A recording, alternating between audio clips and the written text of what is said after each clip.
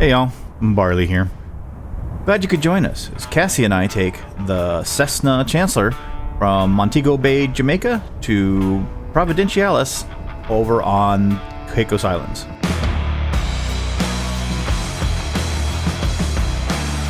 Alright, we've got some weather moving in, so we're going to make this a pretty quick startup, and now that I am no longer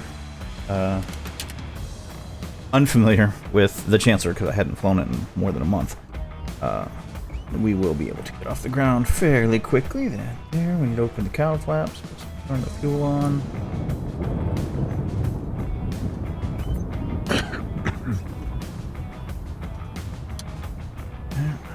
Okay. Sure all the switches are off. And turn on the one necessary. Get a light going so everybody knows what's about to happen. And make sure that we got our battery, alternators, and we need magnetos, all of them on. Right, start the left engine, prime the left engine,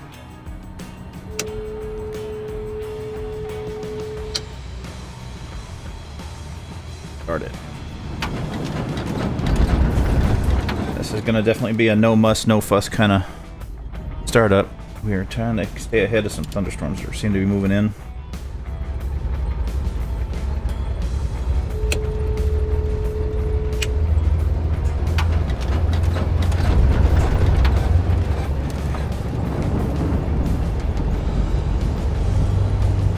Avionics. Sangster ground Barley 01 ready to copy IFR clearance to Providencials.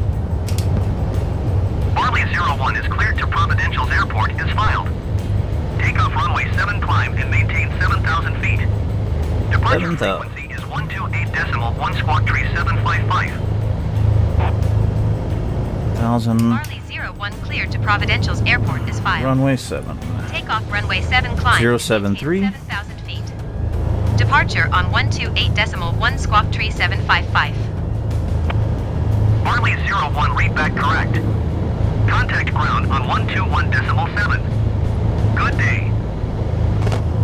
That's inching along. I will have to 72, 73. There we go. Get this all set up. That's done. All right, so we'll go with heading.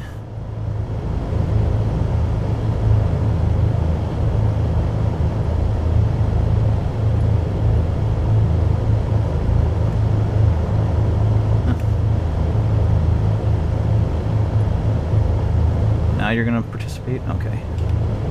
Heading. There we go. Heading IAS. That's what I wanted. Appreciate it. Now I need to set the IAS. 120 is our best rate.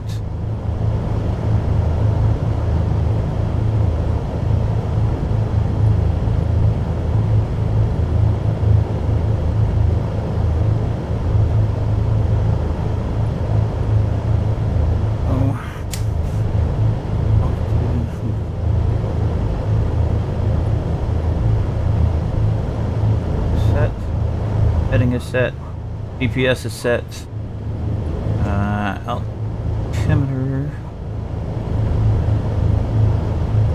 Last reading I got, Flight Service Center was 2988, so put that in. Takeoff trim.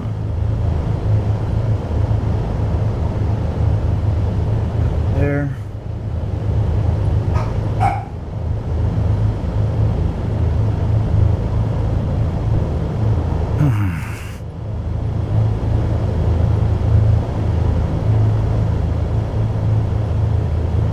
And we're out of here. Turn the nav and lights on, everything but landing, and get moving. I do not wish to get caught in this storm. Parking brake is off.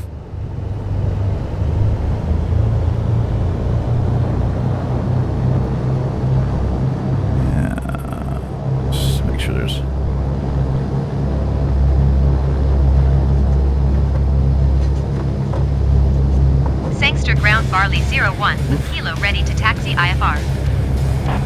Barley 01 taxi 2 and hold short of runway 7 via taxiway. Okay. Contact tower on 118.75 when ready. Taxi 2 and hold short runway 7 via taxiway Barley 01.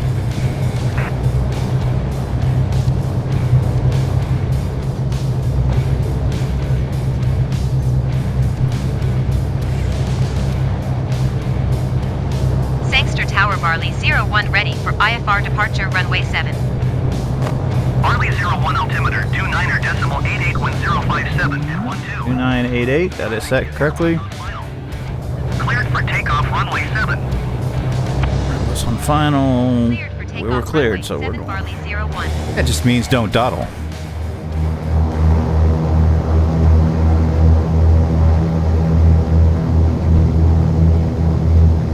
Oh, we are in anti-dawdling mode.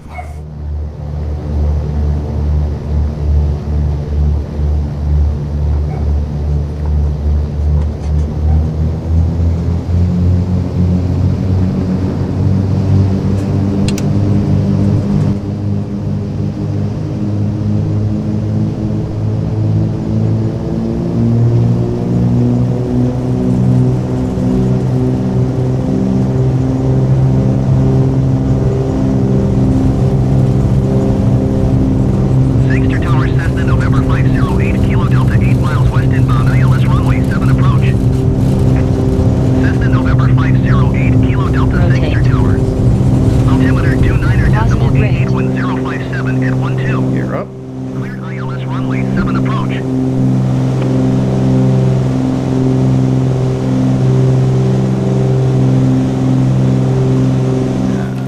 Autopilot on. Cleared ILS runway 7 approach Cessna 8 Kilo Delta.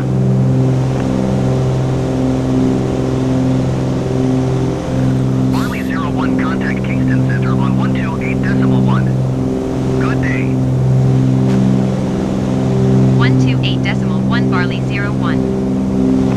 Kingston Center Barley 01. There we go. Passing 900 feet, climbing 7,000 feet. Nice and quick. Barley 01 Kingston Center altimeter 29.88. Continue to Aluto as planned.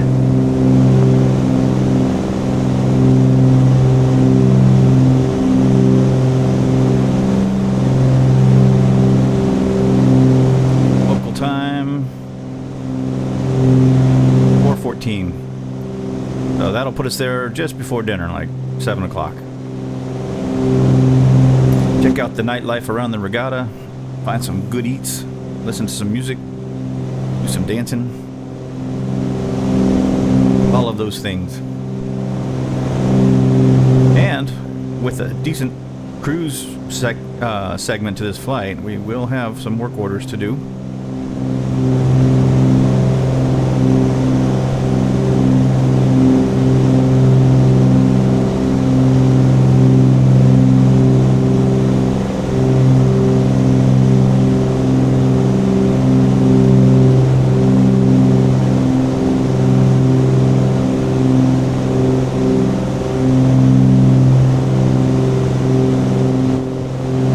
Only thing I really use the flight computer for is fuel flow.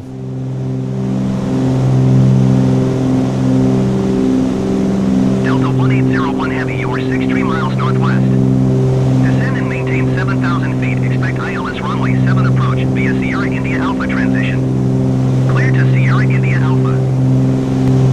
Delta 1801 Heavy, descend and maintain 4,600 feet. Here, and flaps are up. Descend and maintain 4,600 feet. Expect ILS runway 7 approach via Sierra India Alpha transition. Clear to Sierra India Alpha Delta 1801 Heavy.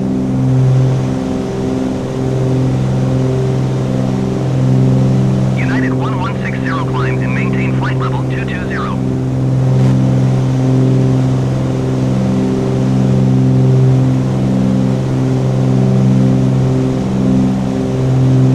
Climb and maintain flight level 220, United 1160.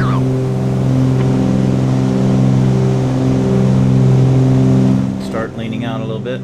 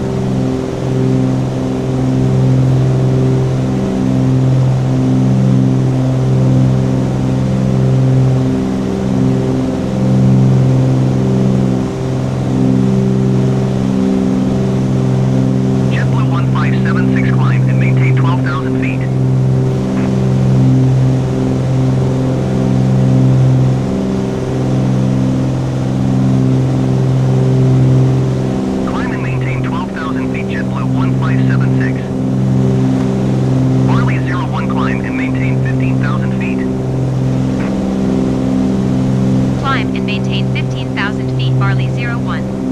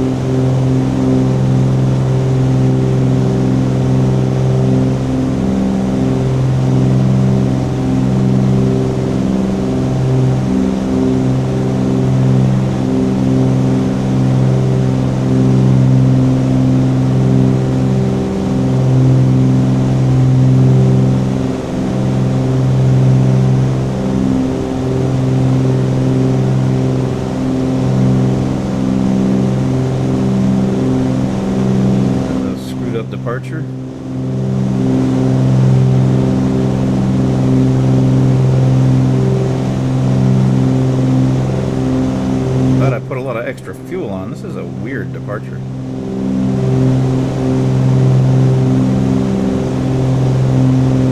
All the way out there just to come back? Yeah, you know. Why?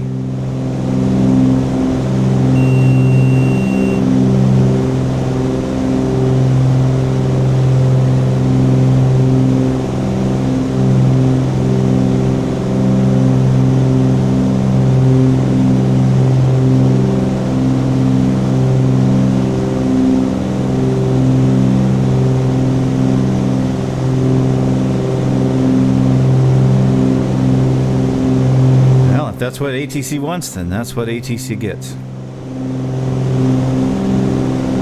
Yeah, I don't understand that departure for...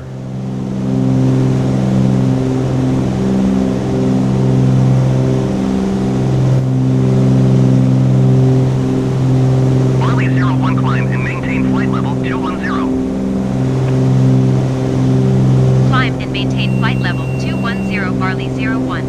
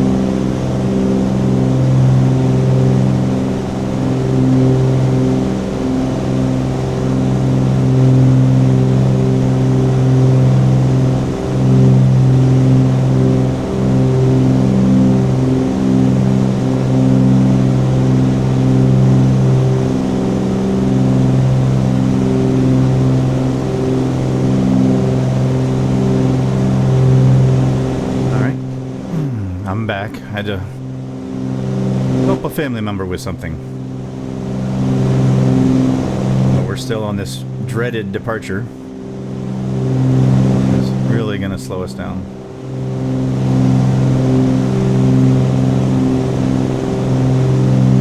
That's supposed to, is that a procedure turn at the end? Yeah.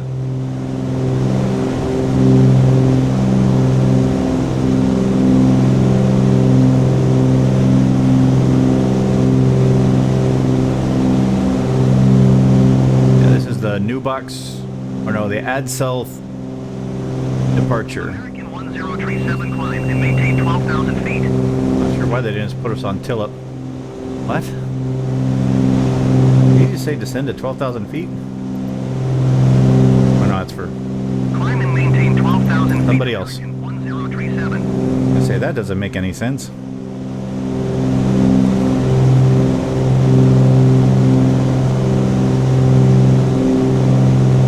No matter how long it or which way we go, we are definitely following the AdSel 3 departure. Tillip would have been a better departure for us, but they all have this weird go out and come back thing, and I'm not really sure why. Weird stuff. But once we're done with this departure,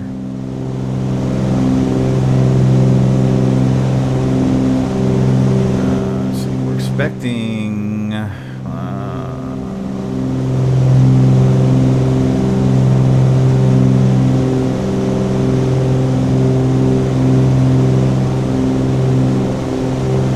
okay. I've never seen that before on SimBrief, but we're expecting runway 10. That's what I'm really trying to get to. I can pull the approaches. What's available for runway 10? VOR DME, RNAV, VOR. We can hope we get the RNAV. We can hope.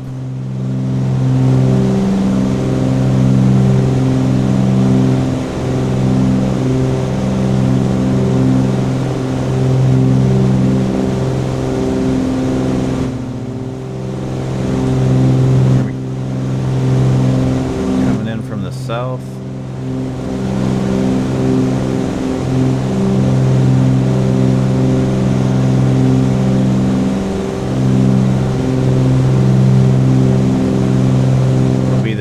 Dapper transition. At least that's what I'm expecting right now. We'll see how that goes. Pretty straightforward, RNAV.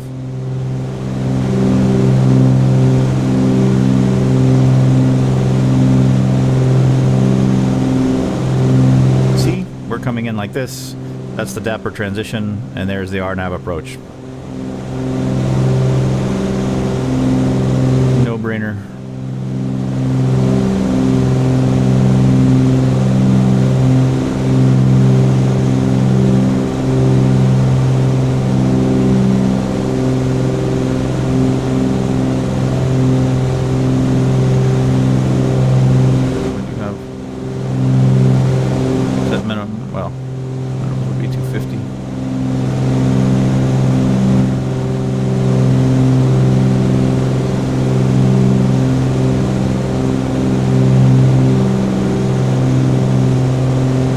Kind of what we're expecting next, but it's going to be a bit.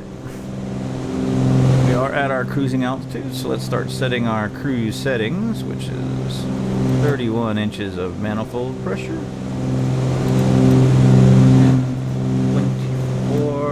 2300 RPMs.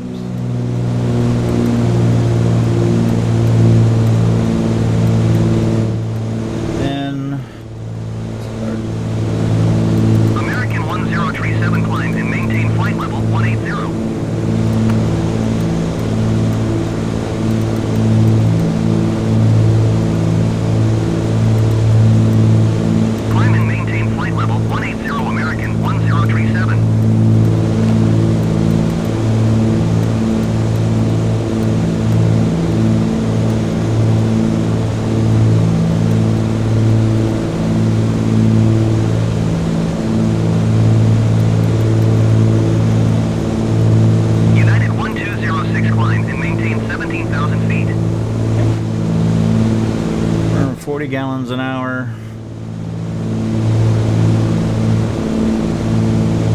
Climb and maintain 17,000 feet. We've United got 1206. 600 gallons on board, 650.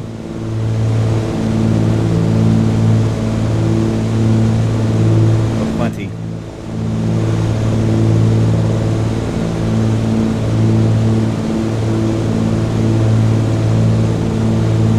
We are good to go on it. Outside air temperature is low enough.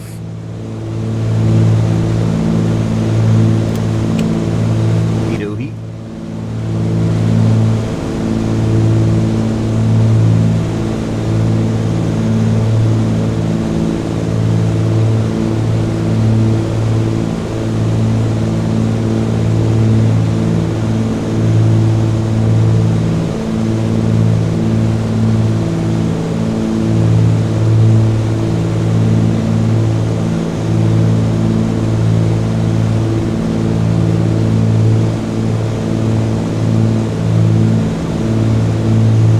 Providencialis does have a VOR. I guess we could set it. Cozy. Was the heck of it? Just to have it in case the RNAV, we end up with a VOR DME thing. It's 1:15.6.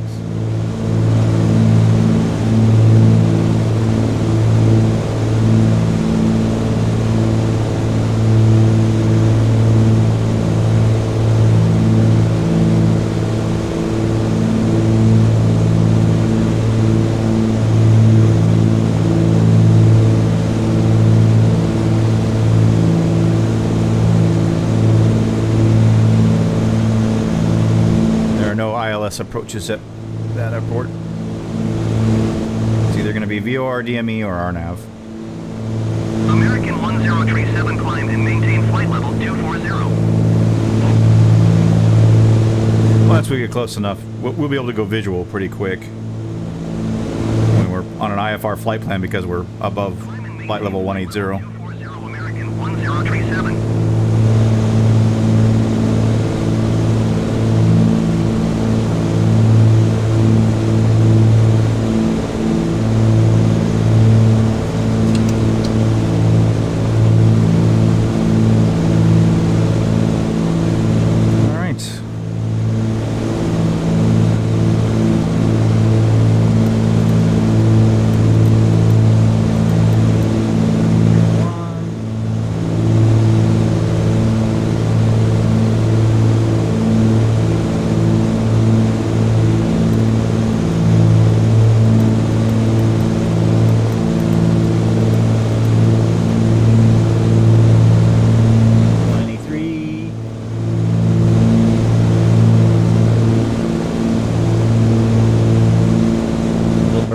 gallons an hour, still have 600 pounds. I guess we should probably change this.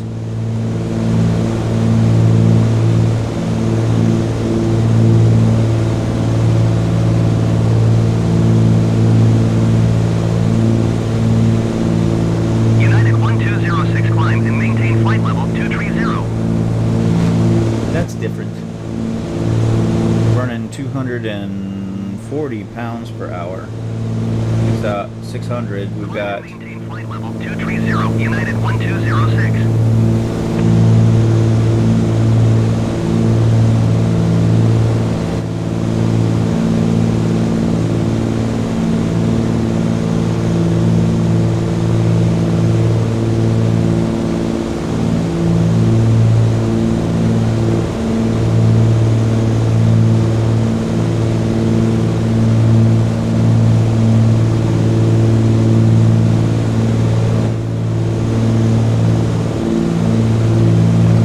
About 120 extra pounds of fuel.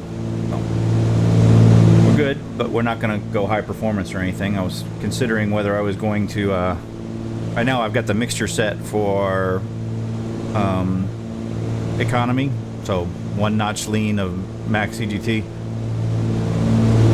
You can also go when you're leaning out the engine. You can also go for performance, which is 1 notch rich of max EGT. And I was considering that until I realized this is showing pounds. Now they're equal, so yeah, we're burning 240 pounds. We've got over 600, so we've got, you know, 2 hours is 200. It's 2 hours till we get there. We need 480 pounds, so we'll have 120 pounds extra at this setting. If I go to performance, then we're going to be pushing it. But I'm glad I put the extra fuel on because of this silly departure.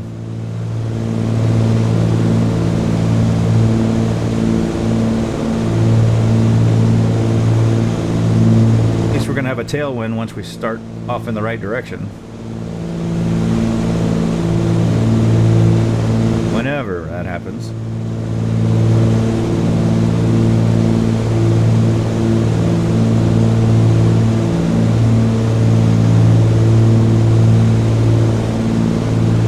Doing 230 knots over the ground now, and that should increase to like 245 or so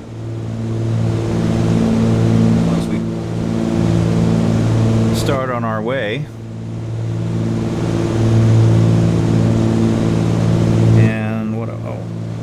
Going to do before my son needed help with something was, this is going to be cold because we haven't turned on the button that I had to search for so long the other day.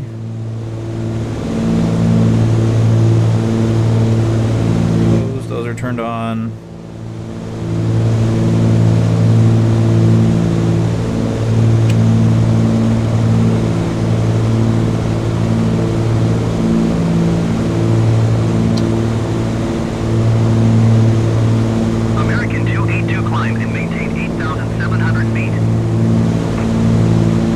Some time to even out.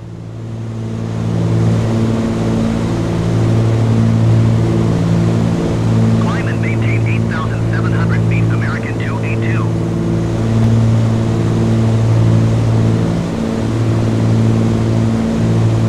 And it's gonna be time for some work orders. Yes, sir. Yes, sir. Yes, sir.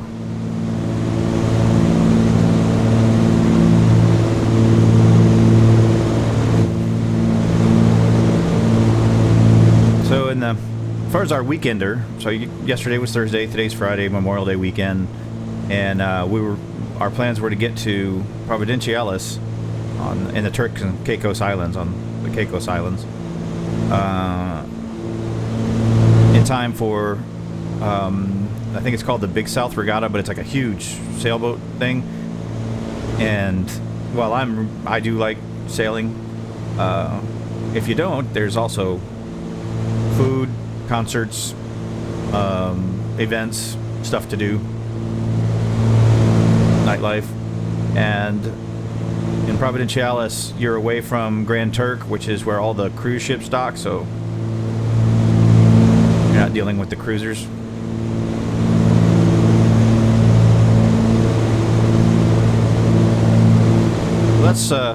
So we left from Grand Cayman Thursday afternoon. I think we took off around 4:45 or so, and headed to Montego Bay to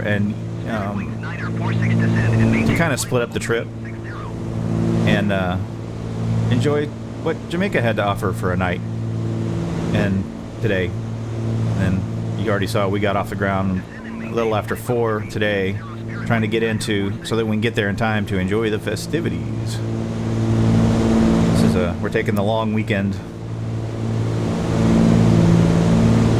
relax, fly much more relaxed, not the regimen of flying a commercial airliner, the ATRs and such.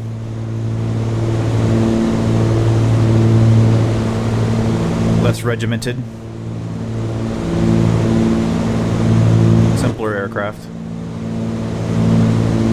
And the deadlines are, we make them up. No schedules to keep.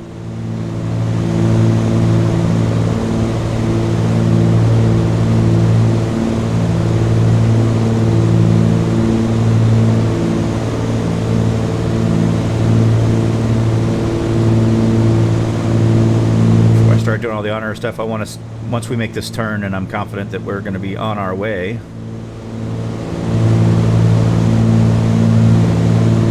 about the on-air stuff. Kind of curious to see what our ground speed is going to be once we get turned here. If it ever happens.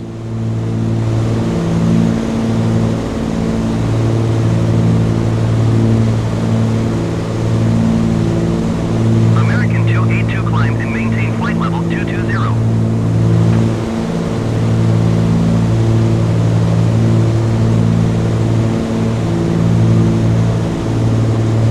Climb and maintain flight level 220, American 282.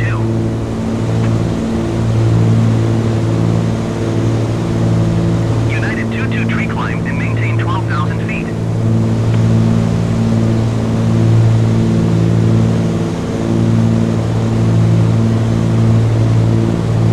Climb and maintain 12,000 feet, United 223.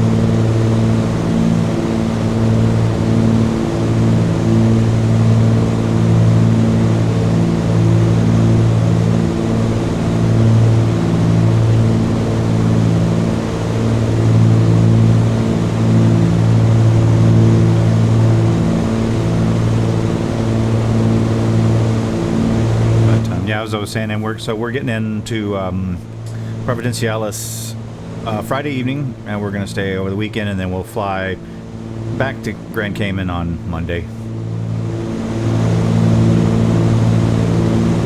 After we are appropriately exhausted from enjoying ourselves. Then it'll be back to flying ATRs and King Airs and 208s. Whatever needs doing.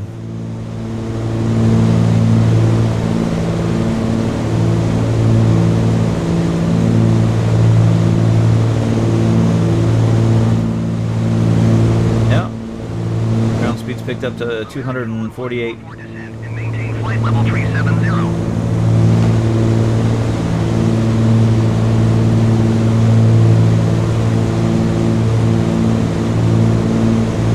Descend and maintain flight level 370, American 1144.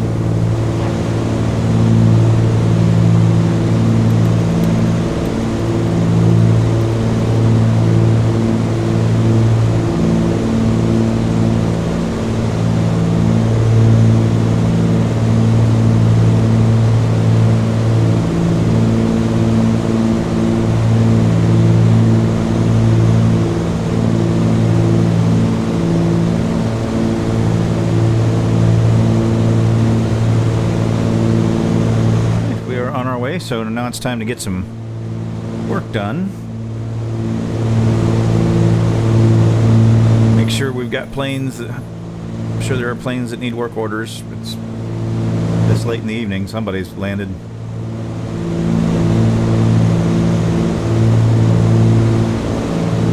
And if we have enough money, I need to buy another C-130. Get another plane on the Boston route.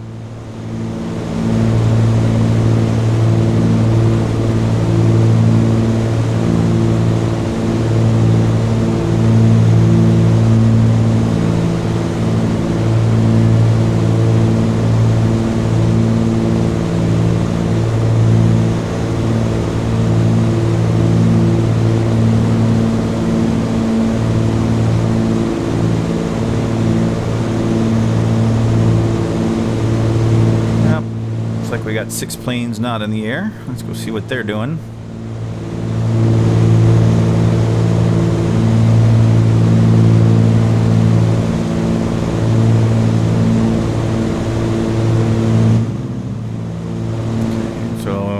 that's the second Yucatan, Mexico City ATR. That just needs a work order. These two I have to check to see if the factories need anything, because that's what those two planes are servicing. Let's see. Nobody's in the shop. Does anybody need to be? Nope. Okay, well, let's... We got two C-130s that need jobs, yeah.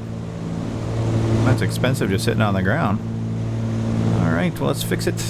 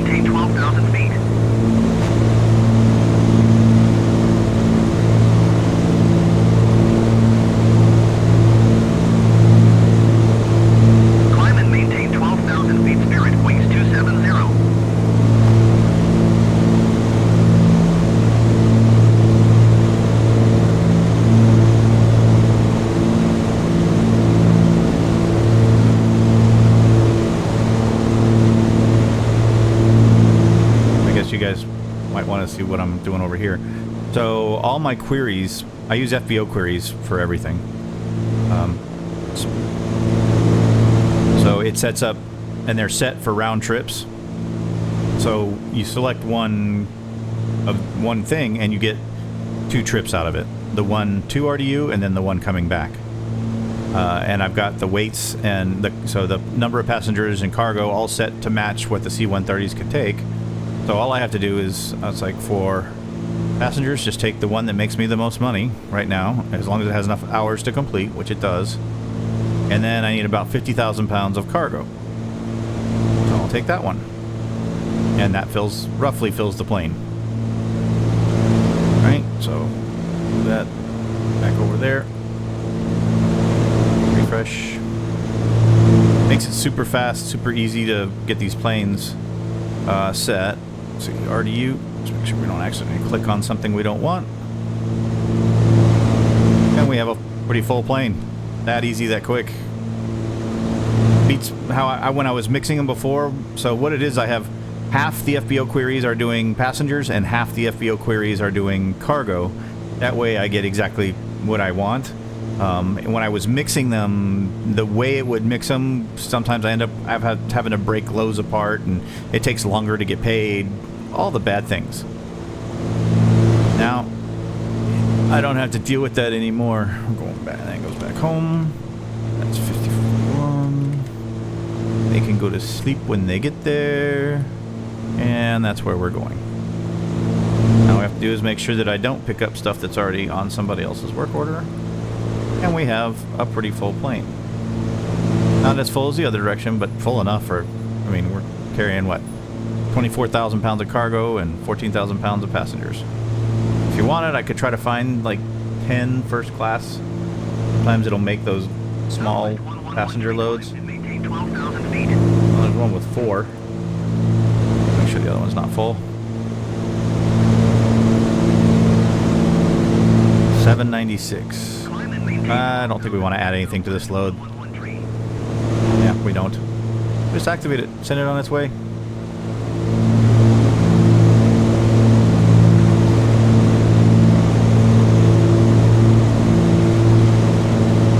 Okay.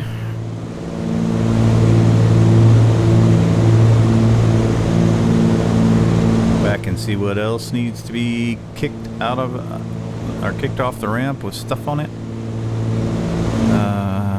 C-130s first. And I'll have to wait till that other one clears. I don't want to accidentally pull pilots from him.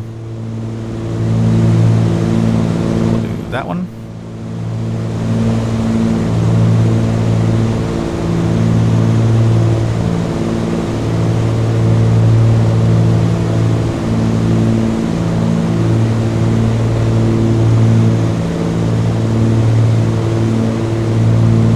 just did the same thing. I selected one passenger load and one cargo load. Pretty close to full. Well, it's full passengers for sure. Then I'm not gonna mess with. Oh, we haven't put any fuel on. That's why. This goes to Wichita. There we go. Even with, we needed to put crew on it. There we go. And if I wanted, I could get like 8,000 pounds.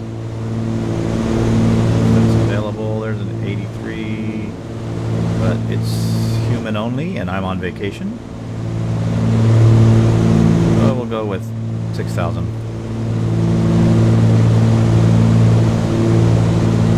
Which is 3 on each side, roughly. There we go. Coming back to KMTH.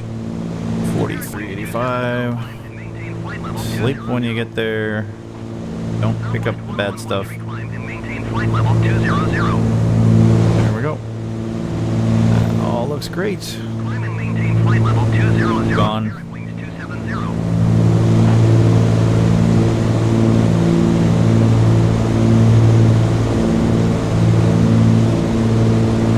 And let's see what else is left. No, I saw an ATR at MWC at Grand Cayman. That's going to be for the Yucatan route. And that one right there.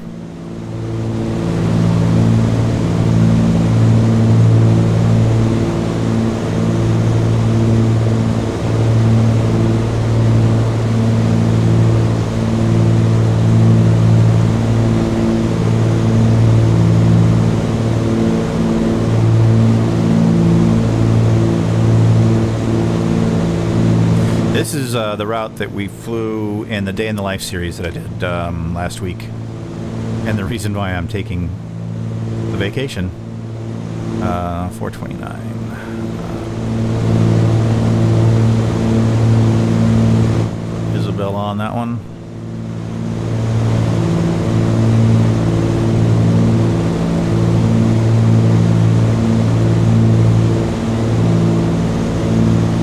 Take 13 more passengers, 10 more first class. Have 10 more? Have more. 11 more.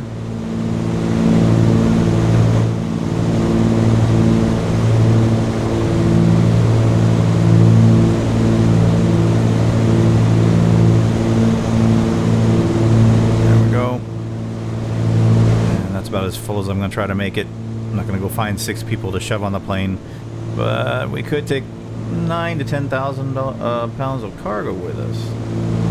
That doesn't have enough time to get there. We'll take that.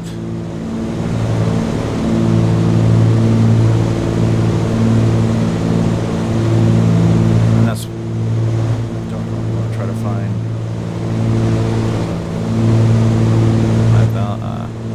That's good enough. I like to leave space because there might be stuff on the other side that was left over.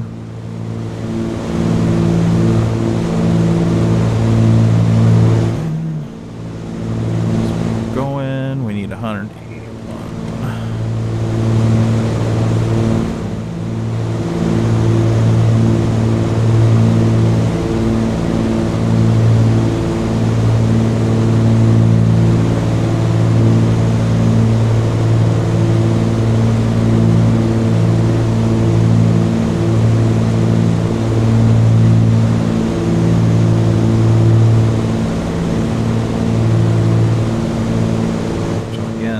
Spots for first. That's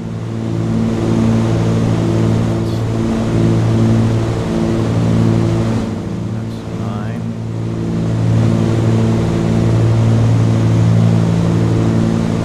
Definitely want to get as many first class passengers on there as we can.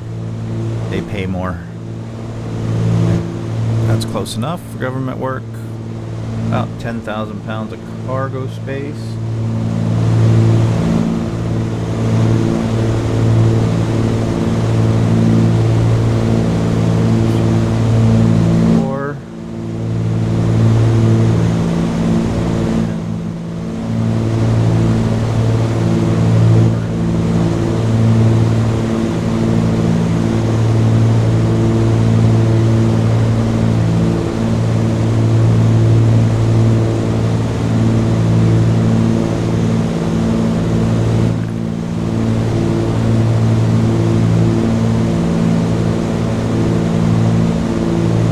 to Mexico City.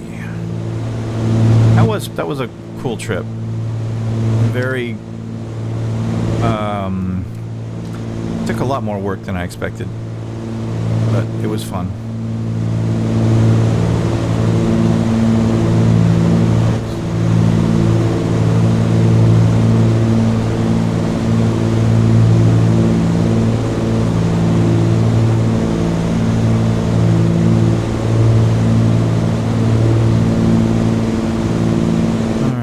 Same thing, 7 first class.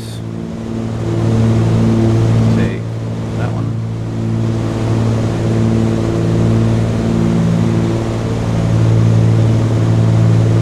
Alright, that's as close as we want to get. And looks like about 8,000 pounds.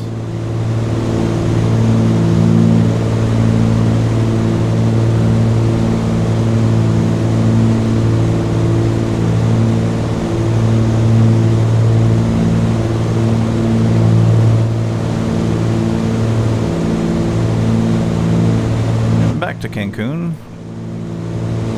You guys remember this trip?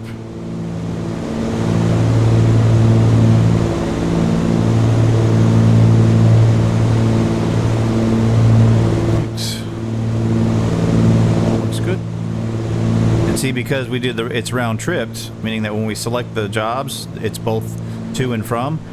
This whole backside of the leg, I don't have to go to the query screen again because it's there's already stuff waiting here. Just have to make sure I'm choosing the right destination so that I don't pick up things I don't need to. Because I should tell it where I am going. Set our fuel. And MWCR. Home, Grand Cayman. 10 hours from now. Whoa.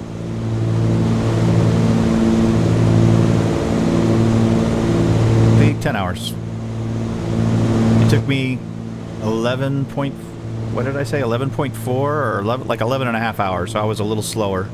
We did have an extra 30 minutes that maintenance caused because of the hydraulic failure when landing at Cozumel, I think, or no, Cancun. When we were landing at Cancun, the hydraulics went out.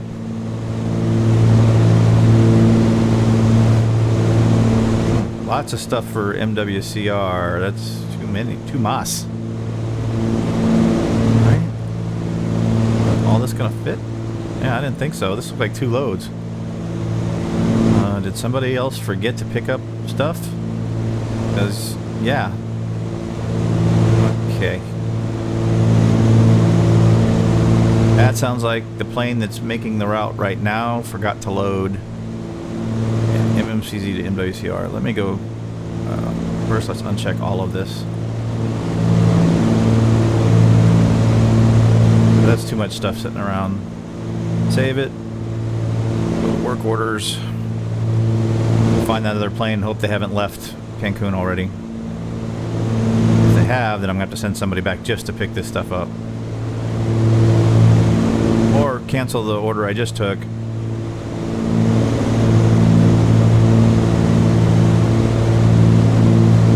And hopefully it won't cost me anything. We're trying to get to 100%. We're at 99.9%.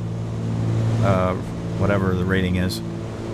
Where is this one? Okay, good. They're still on the front half of the trip.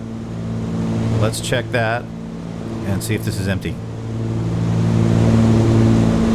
Yeah, they loaded absolutely nothing. Okay, that's what it is. So pause.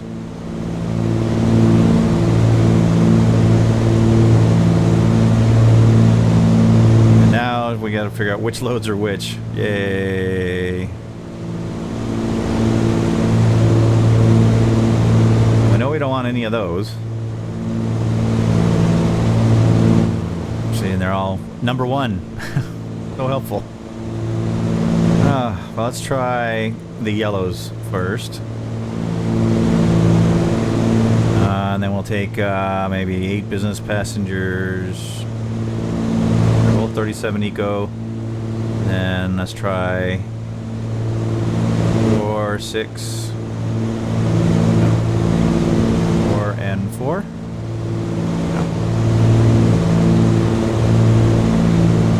Okay, so one. This is 4 first. Upgrade somebody? This is just 4 first class. Oh, I loaded the 7. Yeah, okay. 7 and 4, yep. Okay, so we'll just have to hope. The business is full. Eco could take 3 more.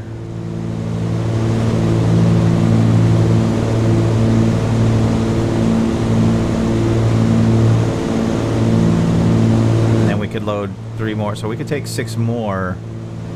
Eco or more business.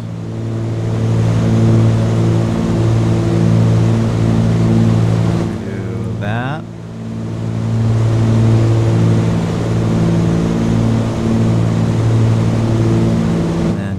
Load 6 eco.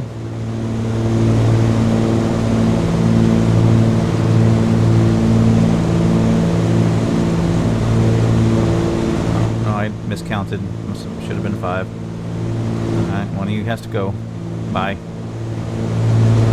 Okay, no, now it's full. Alright. Okay, so it's going to take that. We're going to activate the... Oh. I hate when it does that. Okay. So who was the other pilot? Okay, show all employees. Cassie. No. He's busy. She's on vacation, but apparently that is who's flying that. And then do we have?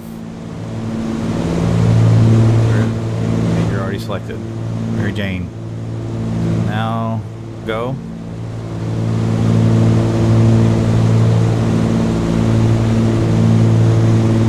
The honor is just all about solving problems you created for yourself. If you think as many work orders as I do, I wouldn't make mistakes anymore. But I do. Usually because I'm setting them up when I'm either, like, really tired or first waking up in the morning. Haven't had enough coffee. Okay, so we were setting up this last leg.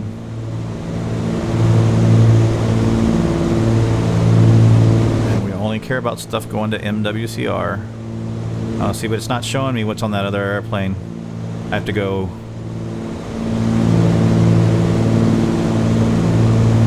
Because that I'll end up double loading and I don't want to do that. Nope. Because somebody will just sit there waiting on stuff. Waiting on cargo and charters, I think is what it usually says. So we want to refresh everything.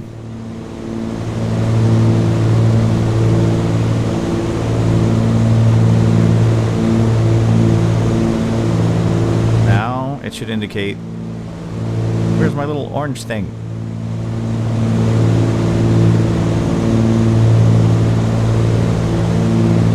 Because I'm not going to know... one I put on the other plane. I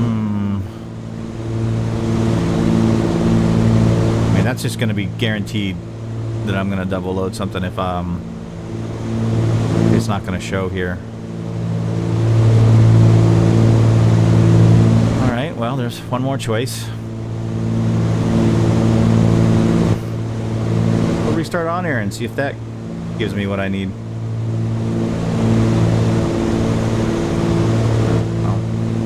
While it's doing that, check on the plane.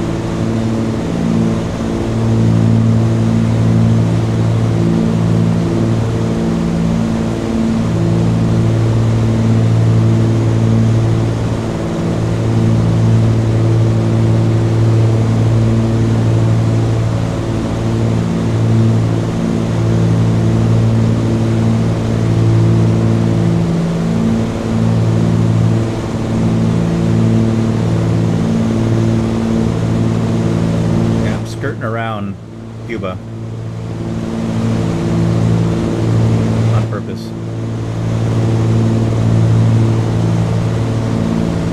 of time to flight, but not much. Alright, now shall we go back and look in on there and see if now it's going to indicate to me that it is on somebody else's work order, so I don't double load.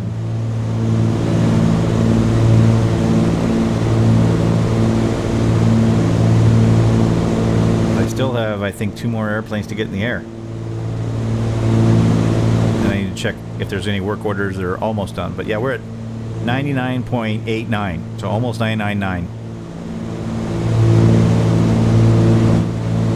Gotta be careful about double loading and such. Anything that could cost time and have something expire and harm us.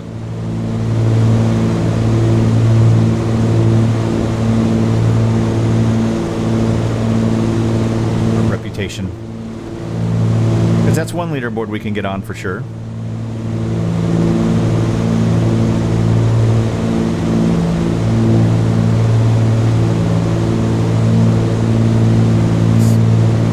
It's not gonna tell me, is it? I mean, I did do that on the other work order, right? And I activated it? I mean, I didn't somehow miss it.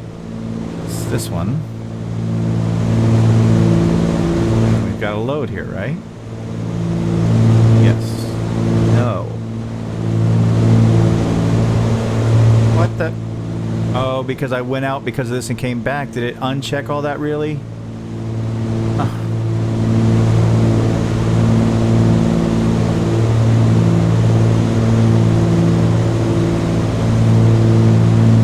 That's what happened. Yeah, 0 cargo, 0 packs.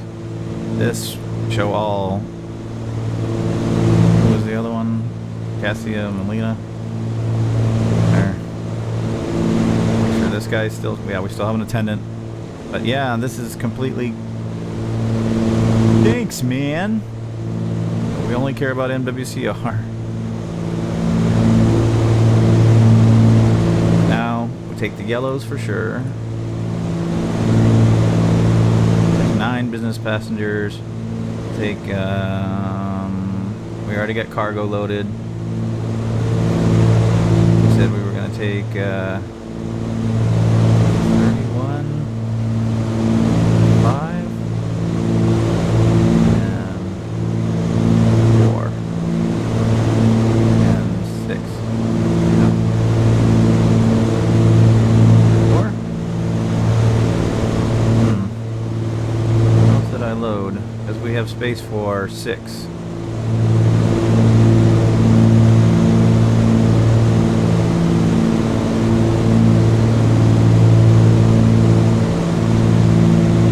That's 36 right there. I get 37. What?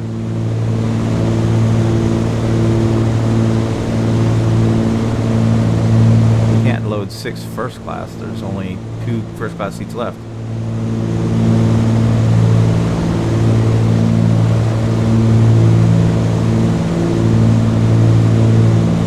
Load 2. Okay. Well, as long as we double load, I'm okay. However this ends up. And now we got space for 4 people in Eco. Let's call 4 from here. That's 1. 3 from here.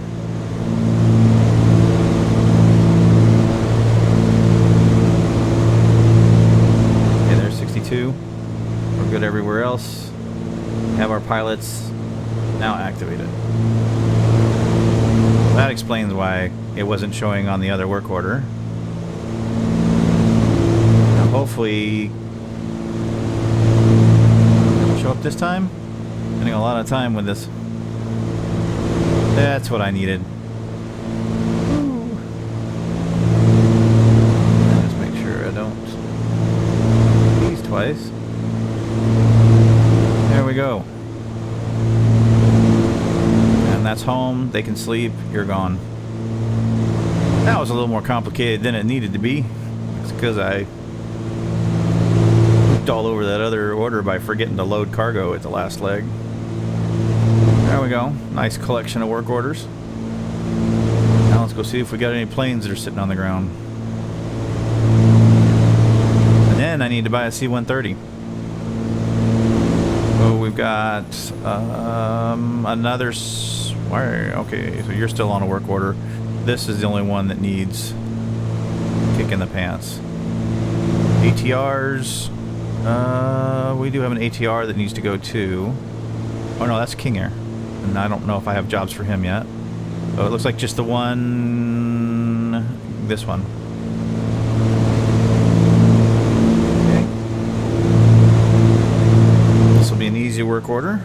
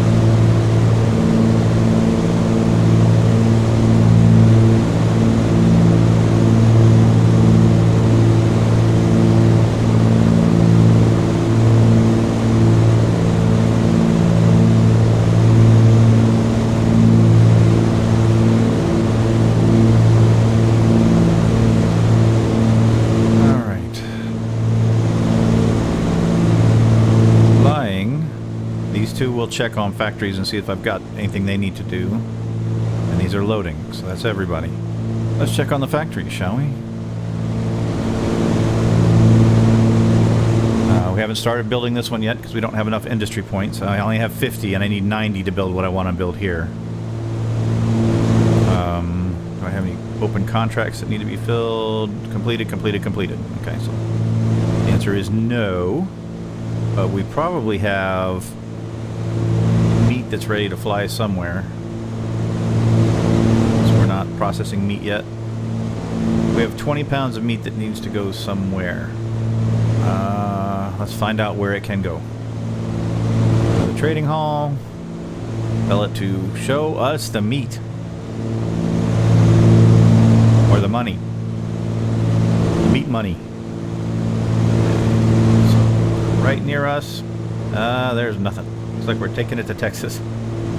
Nobody down here needs meat. Well, we could take it to Cuba. Our choice is Cuba. That looks closer. KUXL.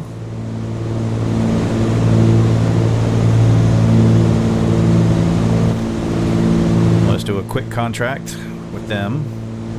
The 20 this here, and then we'll send the King Air with it. So we're gonna sell them 20 meats. It'll be $15,000. And how long would we have? We would have 11 days to fulfill this.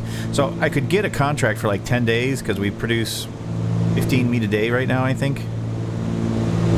And I could do 150, but we're going to be producing more meat shortly. So I'm just going to...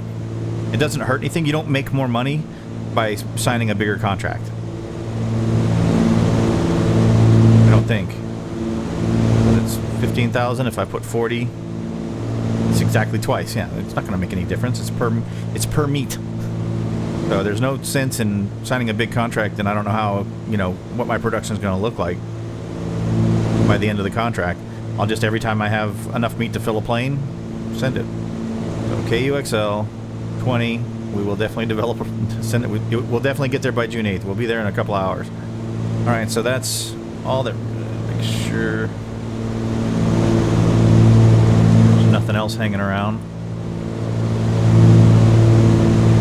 That's all fine. We've got 9 hunters down here. That's to replace the 9 that I have in the camp. Got plenty of grub and some extra steel. And then we got all the lumber we could need back here if we need it.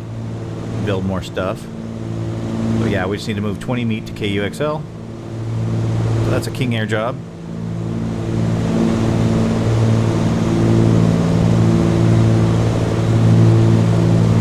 Since I'm on vacation, I won't be flying it. We'll send somebody else.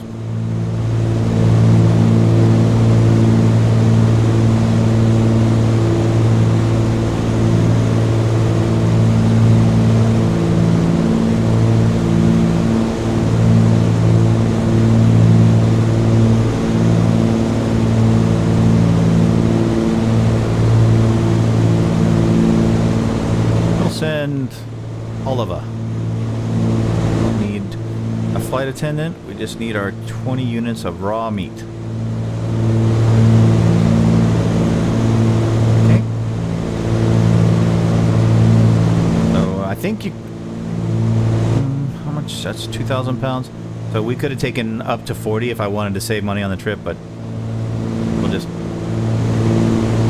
send it. And I guess I could wait, just leave the work order open and wait till we have... Because we'll get another 15 in a couple hours, so let's just save this and wait for that. That would be more efficient. Better business.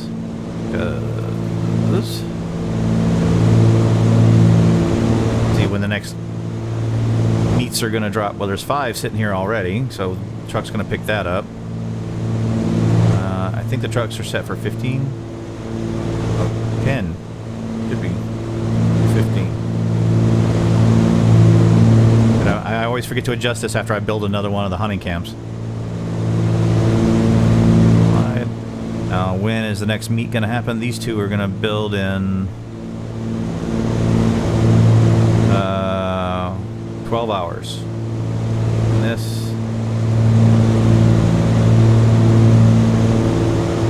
4% per day. Well, it won't be there a whole day. It's going to be there 12 hours.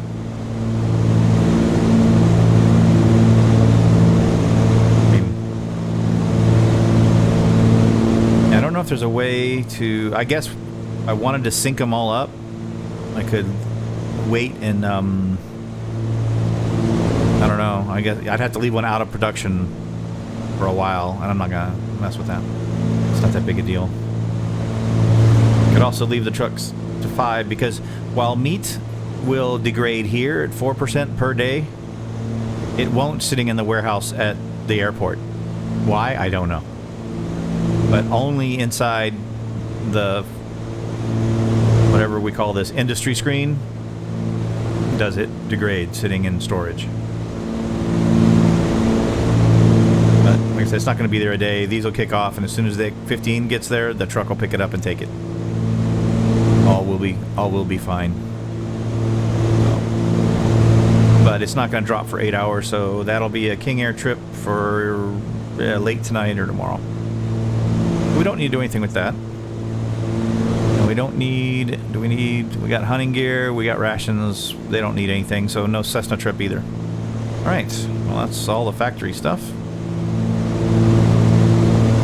And I'll just sign another contract for the additional 15. That's all there is. So instead of 15,000, we'll make about 27.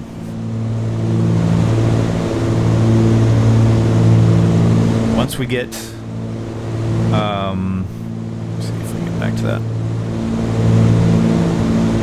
This going, this is a money maker. It just takes 90 industry points to build. So I'm going to get this one built, then I'll start building out some smokers. So that we smoke meat, which will condense how much we have to transport and how heavy it is. And I don't think this degrade. Well, I don't think it degrades, or not as fast anyway. Well, then we'll just be shipping smoked meat to make money. So that'll make a little more. The fur and leather makes good money. And eventually, I assume they will put together a coat factory where we send these things.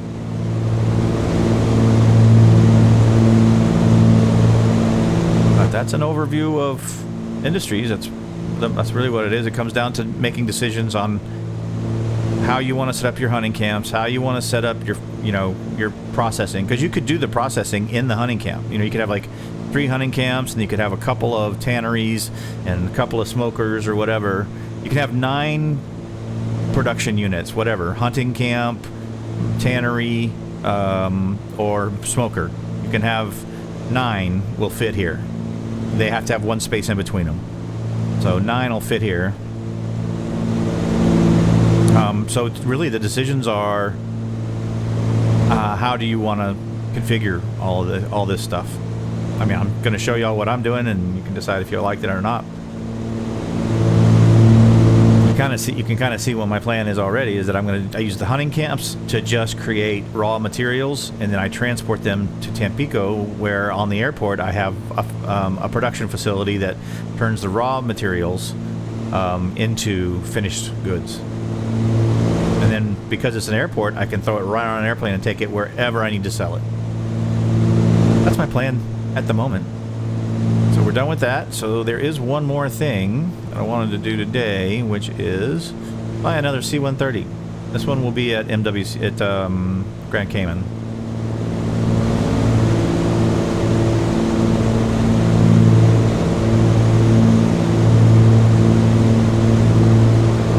Let's see if we can get all this done on a single cruise, right? Well, we're going to see 130. That will be fine. Show me what's available. And I want it delivered to MWCR. I'm buying a new one.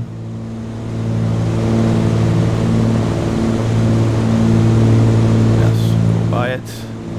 Our seat configuration for the C-130s, I don't remember. I have to look it up.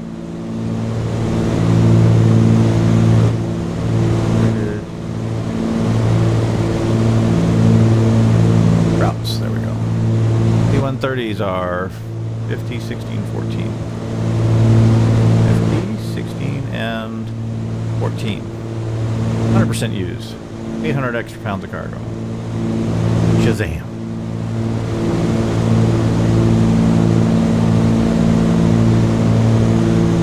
Now we have another plane we got to get in the air, right? After we replace its tail number with our tail numbering scheme. And I need to find the other 130 that's for doing the Boston run. NLC O2R.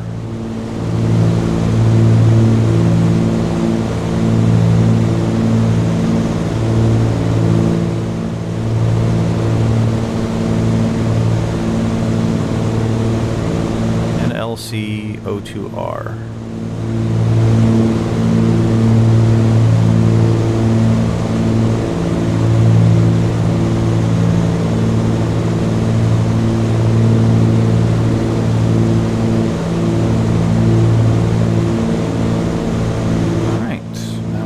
Order for it. It's Boston.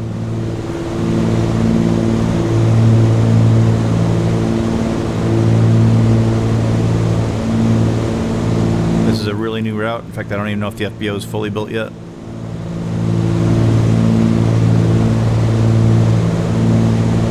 This uses up just about the last of the pilots, doesn't it? We'll train more.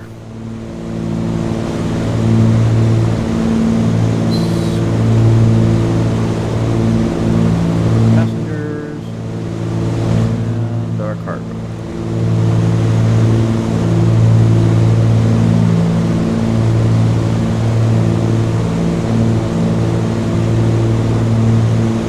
We could shove 8 or so thousand on there if we really want to.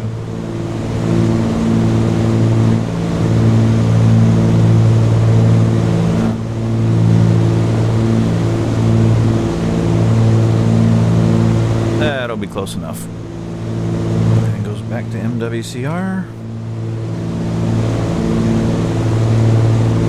Or an 11.2 hour trip. And go to sleep.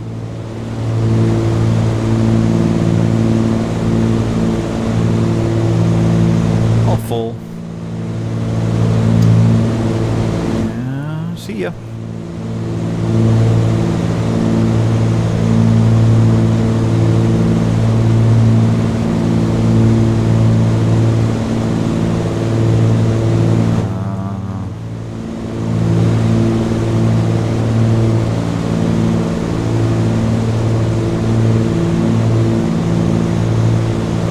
Look at how we've done today, the 7th end game.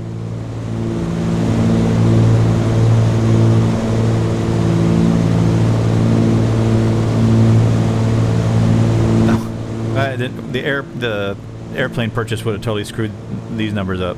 But on 12 million in revenue, 12.1 in revenue, we have 8.1 in income.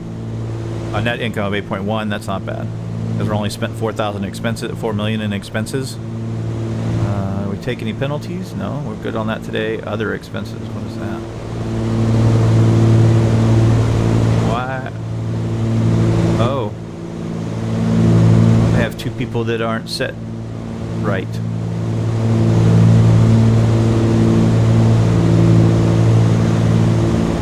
And that's the transport cost. That's the truck that moves the meat. They charge you. That's fine. And on the trucks, you do want to move. You want to take as there's an economy of scale. You're not paying. It's not linear with weight. So the more you can take on each truck trip, the less you spend. But you have to remember that you can't let it build up for a couple of days because you're going to lose some of your meat to rot, or I guess the degradation or whatever. But yeah. David and Alexis aren't set apparently, so that's good to find out. Maintenance is our #1 expense by far. Training, unless I have to hire new pilots, we're done spending money on training. Everybody is now at 100%, I think, except maybe a couple of mechanics. And our FPO today, we made $180,000 off of them. Fuel for people. These aren't my planes. I don't make any money off of, selling fuel to my own planes. An Airbus, 787, Neo. Lots of would it be no, Airbuses. Mini Airbuses. We make more money off of passengers than we do to cargo, and that's to be expected.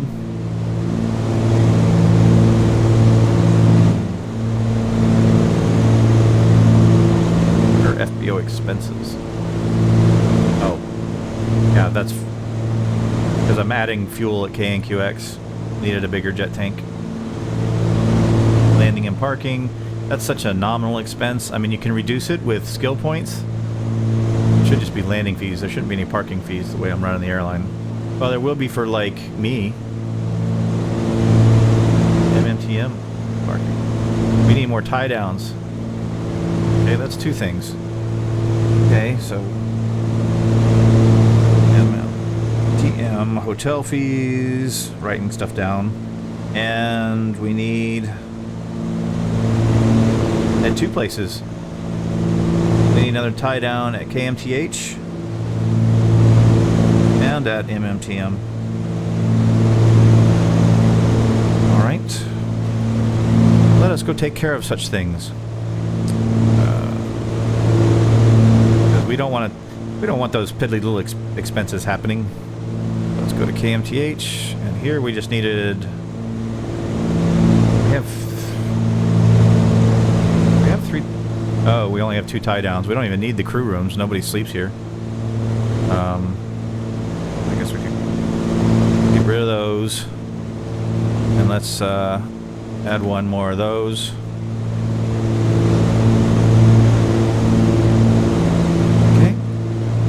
That will take an hour and a half and $42,000.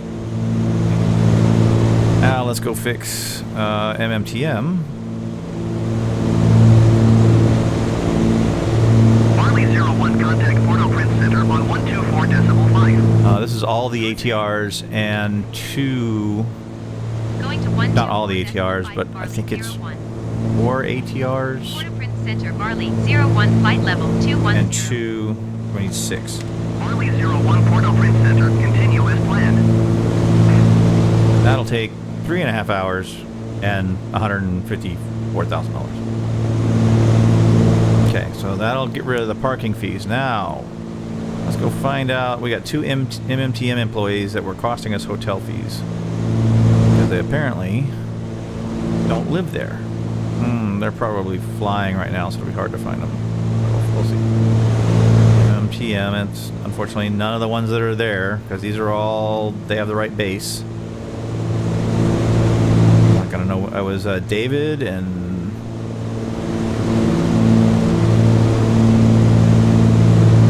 while they're in the air, I won't be able to change them anyway, so I'll have to Marley 01, contact Havana Center on 123.7. get David. 123.7. Maybe well, I had to pay for them, so. Havana Center, Barley 01, flight level 210. Are they flight attendants? Marley 01, Havana Center, continue as planned.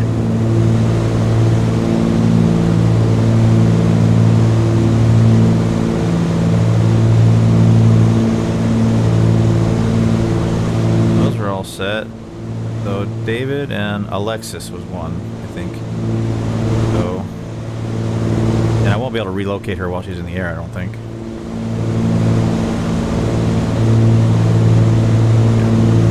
So I think it was her and a David somebody. David Castle, there he is.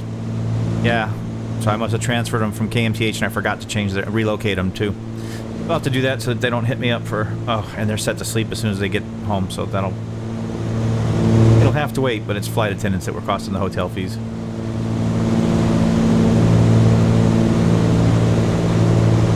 Or were David and Alexis cheating on their spouses and they were getting a hotel room and charging the company? Yeah. Well, we'll see. But actually, I think it's because I forgot to relocate them, so they slept away from home, which means that it charges me for a hotel. Well, we don't want that anymore, so we'll fix it. Let's see, what else is there to... You can look at... Where is it? I haven't looked at the leaderboard in a while to see what's going on with other people, because I'm not on there yet. You gotta be 100% reputation to be on that, so we're working on it. We're close. 99.89 whatever. What is this? Return on assets? You got to be in the 2s now. Gosh, when I first was pushing for this, and it's, who knows, maybe it's because I said it on a video, said that hey, this one is doable. You only had to be like at 1.4 to get on the list before I think people started paying attention to return on assets.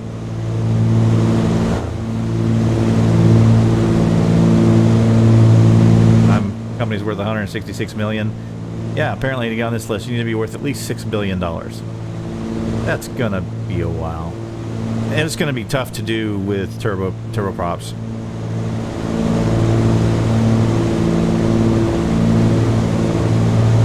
But that's another expansion we can do later.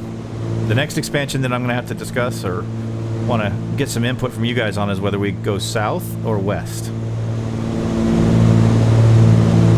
Give us new places to fly. Yeah, I'm not anywhere near.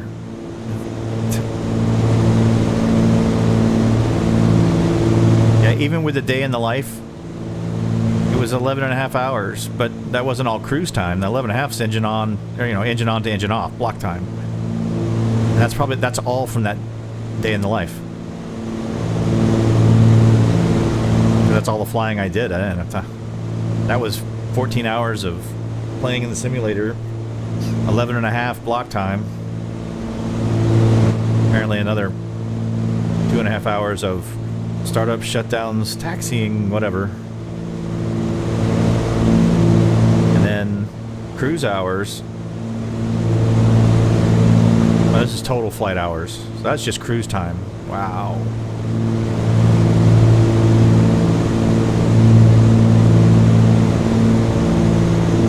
Hours cruise, and I would have to double. I don't see that. These lists are going to be very, unless I'm on vacation for a week away from my real life. I don't see me getting, because that's 20 cruise hours a week, or no, 20 flight hours per week. That's a lot. Yeah, I would have to be like,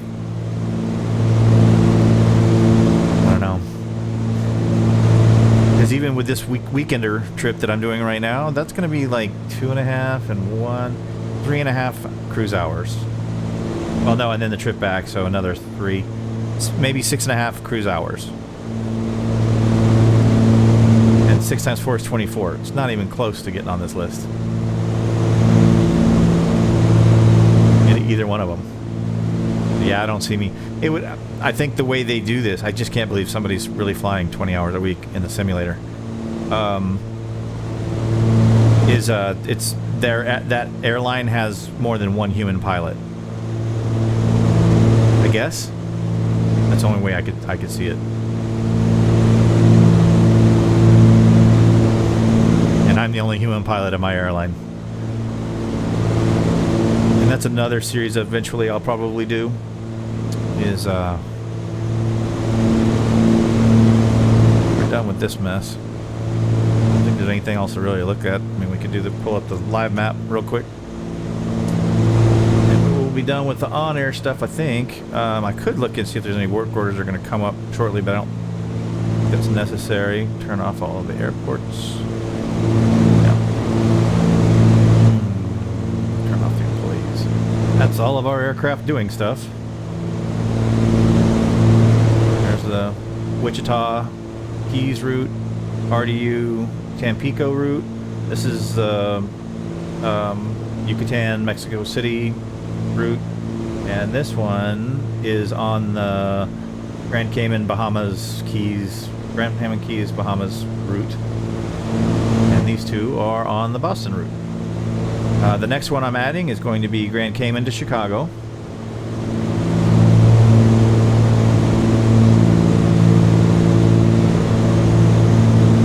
I may do something, maybe San Antonio to New York, something like that, or San Antonio to somewhere up here.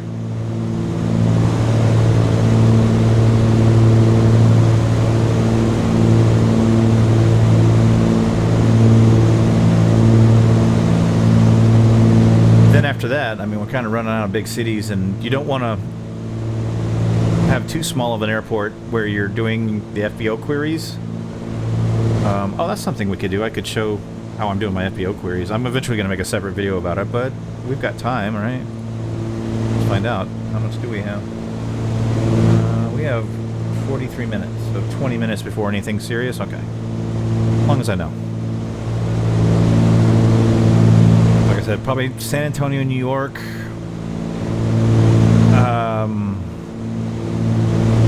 Tampico, Philly, maybe? I don't know. I'm trying to reuse as many of my FBOs as possible. I want to keep them busy and not have like 60 FBOs. FBOs don't make that much money by themselves, but they save a lot on fuel. And if I can reuse a lot of my FBOs, it also means I don't have to have maintenance centers at all of them. That's why I'm trying to make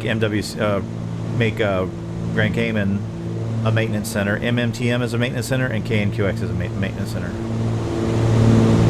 That's where this plane does Key West to San Antonio back and forth, and there's another one that goes from Tampico to what is that?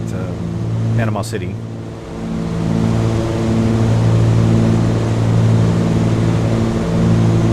But yeah, the next expansion is either going to be going west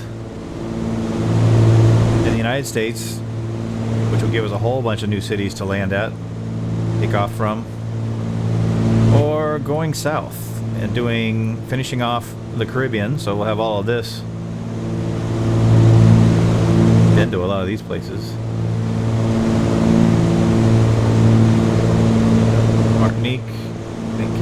Nevis,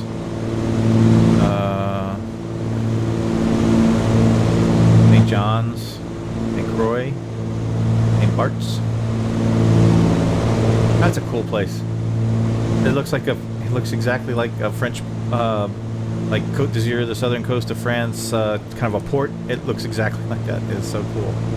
Good restaurants, good shops, my wife would say. And then Saint Martin, which is there. French and Dutch side. Dutch side is you can almost feel like you're in Florida. There's McDonald's everywhere, and you know all the typical, very touristy. And then the French side is this is the Dutch side. The French side is what do they call it? The gastronomique of the Caribbean, the culinary center. And there's all of like along like one beach road, and I won't remember which one it is. I don't think. I halfway want to say it's down here somewhere, but don't really remember. It's just restaurant after restaurant after restaurant, and their staff. When the we found one we really liked, and we kept going back there. And the waiter was not only from France, but from Saint-Emilion, which is a region where my wife and I both like the Bordeaux that comes out of there. Good conversation, great food, easily, white linen service, but the prices were amazing. Absolutely amazing. I wish I could remember which side of the island it was on, but yeah. But yeah, we flew into Princess Juliana and then took a cab all the way over to wherever we were. And I don't remember where. We rented like a little townhouse.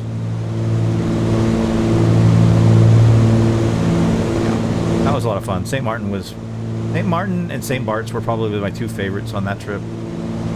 And the way we did the trip is we flew in to St. Martin, I believe. Flew into Puerto Rico, and then from Puerto Rico flew into St. Martin, and then stayed there for almost a week, I think. And then we did island hopping. So there's a little, from the smaller airport, we went to St. Bart's, we went to St. Kitts, Nevis, and we stayed at, there's a resort, Four Seasons there we stayed at. That's the islands we hit on that trip. St. Thomas, St. John, all of that stuff. That was a cruise we did a long time ago. But yeah, so we could either extend down here into the Caribbean and into South America, which will give us lots of new places to visit and a ton of territory. Argentina, Brazil, Chile, Peru.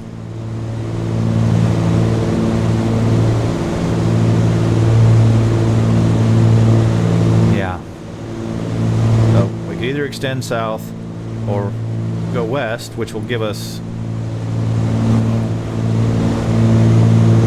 Acapulco's already on. Yeah, we could already add Acapulco if we wanted to, because that's still on the east side of our line.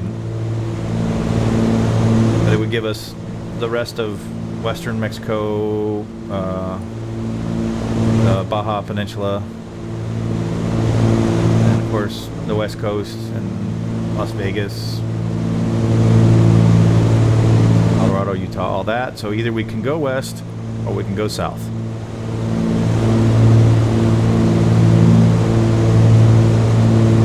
And I don't know how much expanding we're going to be able to do.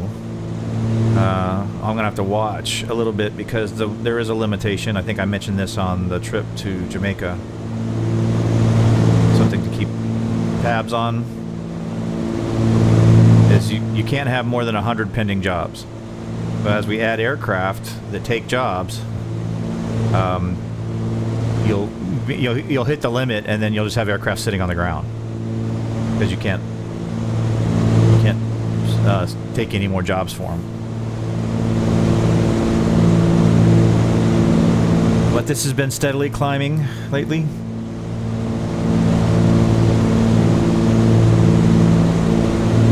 I don't know if I'm going to get it to what was it, 2.2 to get on that list? Jeez. And I think I'm running the company as efficiently as I can.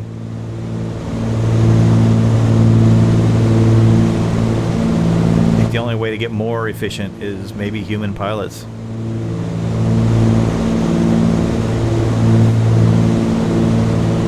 More human pilots, more than just me. But it'd have to be somebody that would be fine with just flying the... Well, we have 4 different airplanes in our inventory, but only 3 that are flyable in the simulator. C-130 isn't out yet. Blackbird hasn't finished it. But the ATR, the King Air, and the Cessna are all available. But they'd have to be willing to fly those. I mean, when you're not working on the airline, fly whatever you want. Like, I'm flying the Chancellor right now, but I think we're done with OnAir. I don't have anything else to talk about that I can think of as far as that. So we can come back in there. And we've got probably 15 minutes before we start arrival, maybe.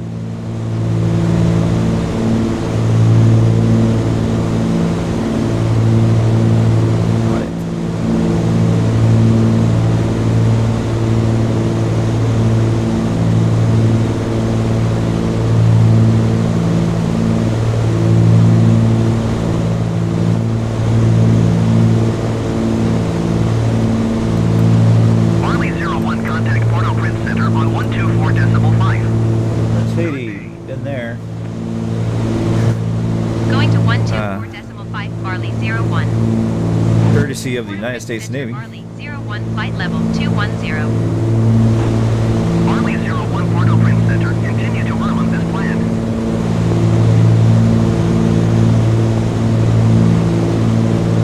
Burn 240. We've got 300-ish pounds.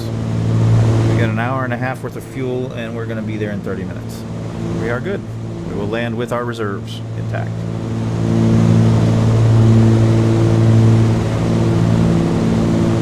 Balanced.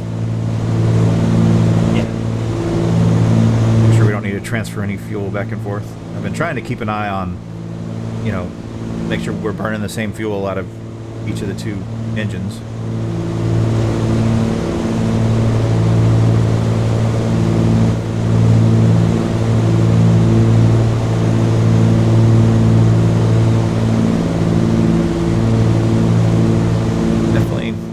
A neat plane. I really enjoy flying it.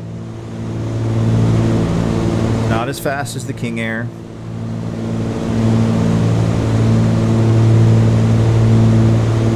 It also doesn't cost as much money to fly as the King Air. Or maintain. But it's a turbocharged piston, not a turbine prop.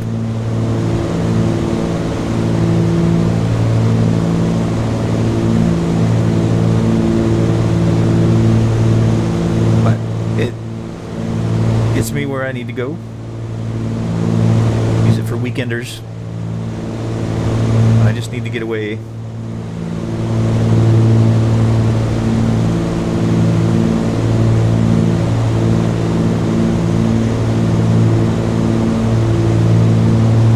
Haiti, Dominican Republic. It's a big old landmass here. Haiti on the northwest side and DR on the southeast. That's Cuba. You can see it. It's over there.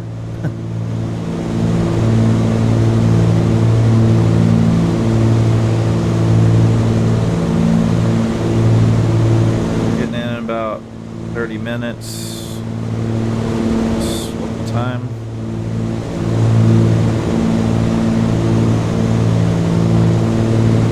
Not bad. Be there by 6:30. Perfect. That's good timing.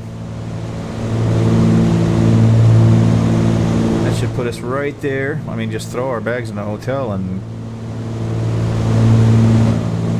basically right there near the marina. So just head down, check out what's going on, the goings on, and then we're here for the weekend. We got tonight's Friday night, and we got all day Saturday, Sunday, and then however long we decide to stay Monday. Knowing that we have have a 3-hour flight back to Grand Cayman that we have to fly.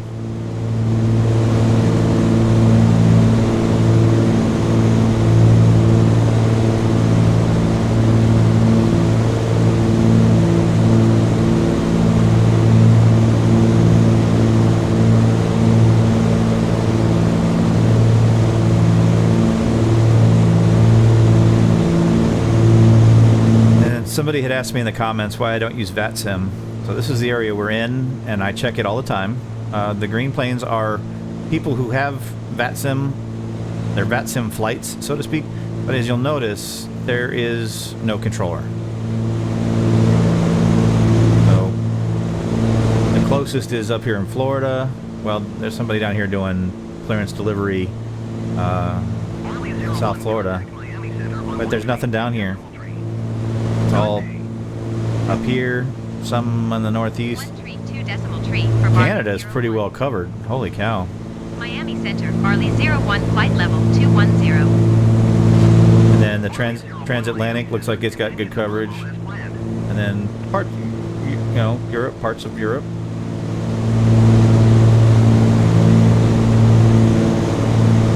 Yeah, but down here where all my operations are, so we left from here. We're flying over to here.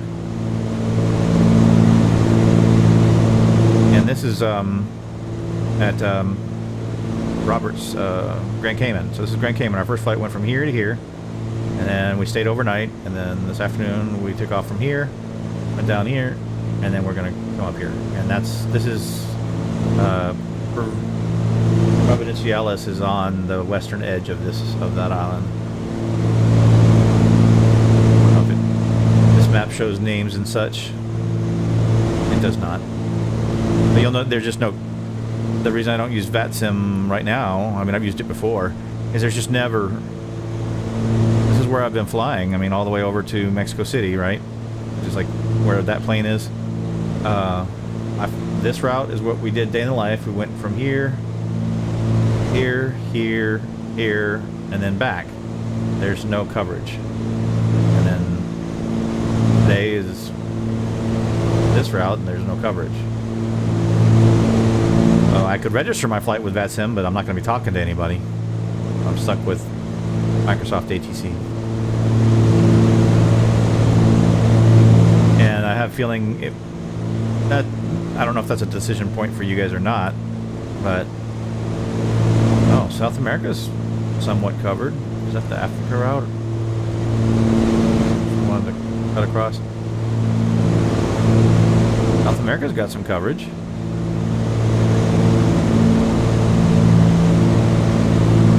Way down there. And then parts of Texas and the Gulf Coast, all the way over to New Mexico, Arizona.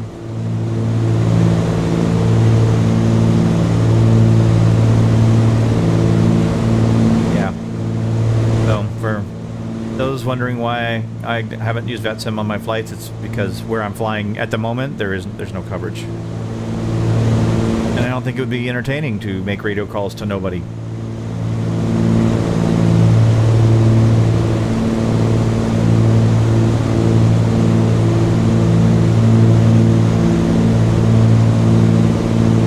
I check it before every flight I do check this just in case, because if for some reason someone decided to set up, hey, let's do a Caribbean thing and put controllers all over the place, that'd be great. But they don't.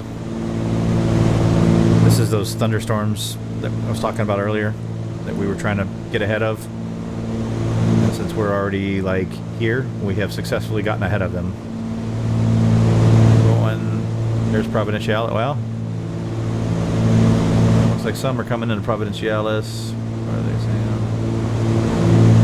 Winds 40-10 knots. That's not bad. On 120, few at 15. Nothing to worry about.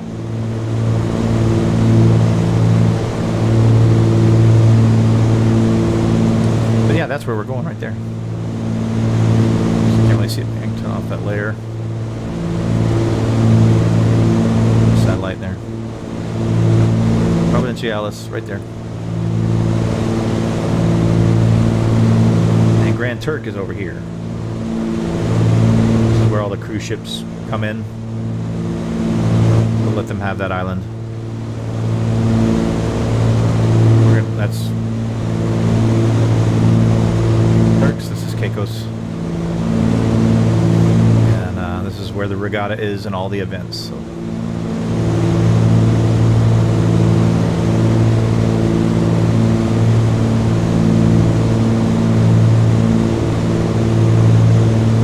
Well, I guess before the sun goes down, I better get something for a thumbnail, huh?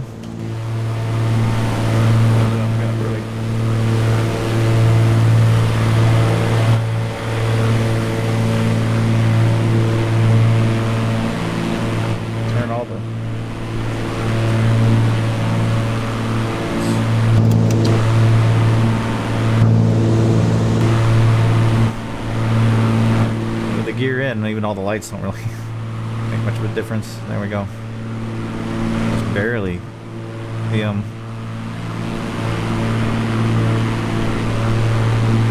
that one just disappeared. There we go.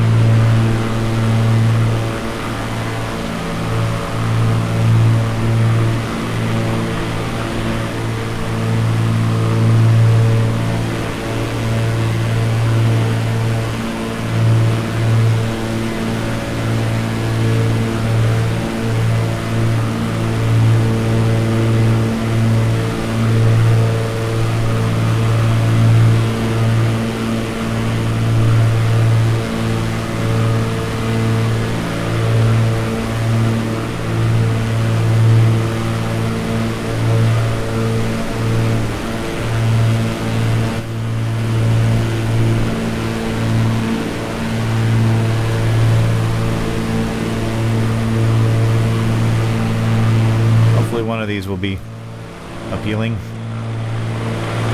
Yeah, this side's not.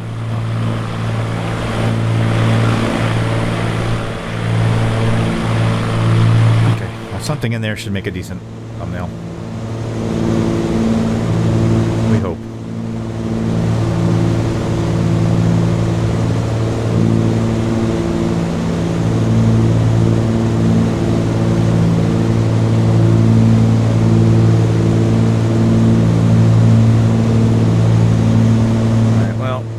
Get busy with arrival and such, I need to go get some water. Leave you with scenery. Kind of. I mean, anything over there? No, it's mainly just ocean.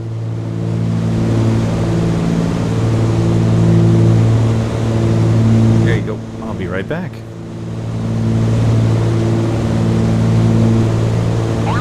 You are 9 or 4 miles southwest. Descend and maintain 7,000 feet. Expect viewer DME Zulu runway 10 approach via Maxon transition. Cleared to Maxon. Barley 01 descend and maintain 2,000 feet. Descend and maintain 2,000 feet. Expect viewer DME Zulu runway 10 approach via Maxon transition. Cleared to Maxon Barley 01.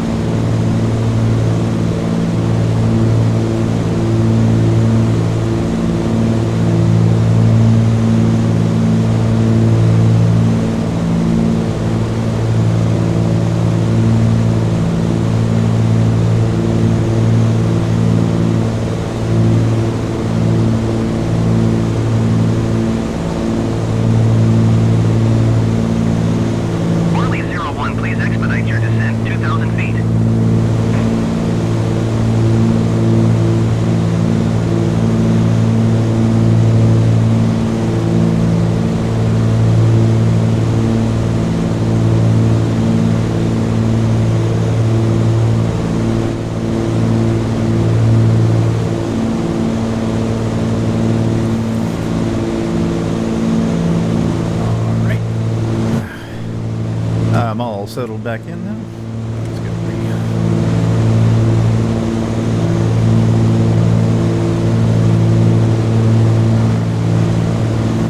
Did I miss anything?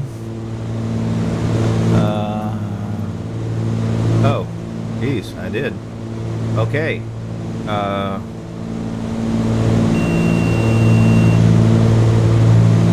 Barley 01, please expedite your descent 2,000 feet. Working on that. Ah, apologies, sir. Had to go get something to drink, and then wife wanted to talk about what dinner. All sorts of things that kept me from coming back here and twisting knobs.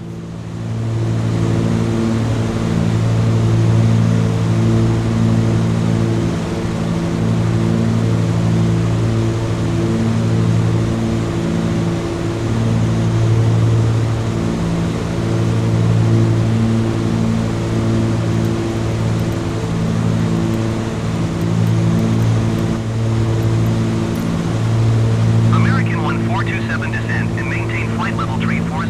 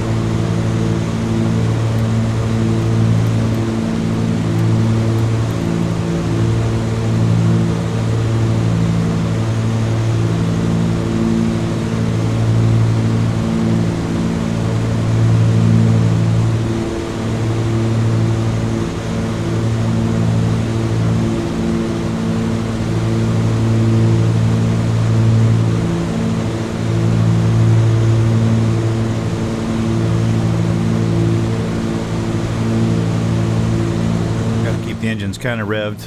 Don't want to shock cool.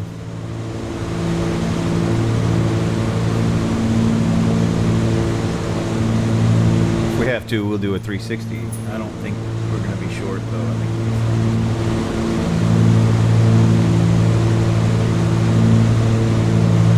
think 60 miles. We have 15 blues.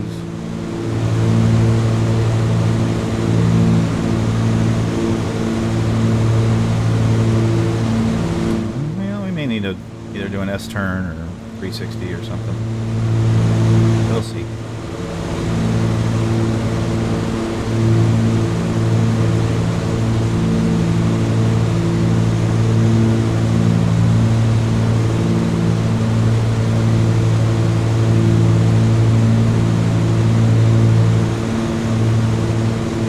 Frontier Flight 7 climb and maintain flight level 320.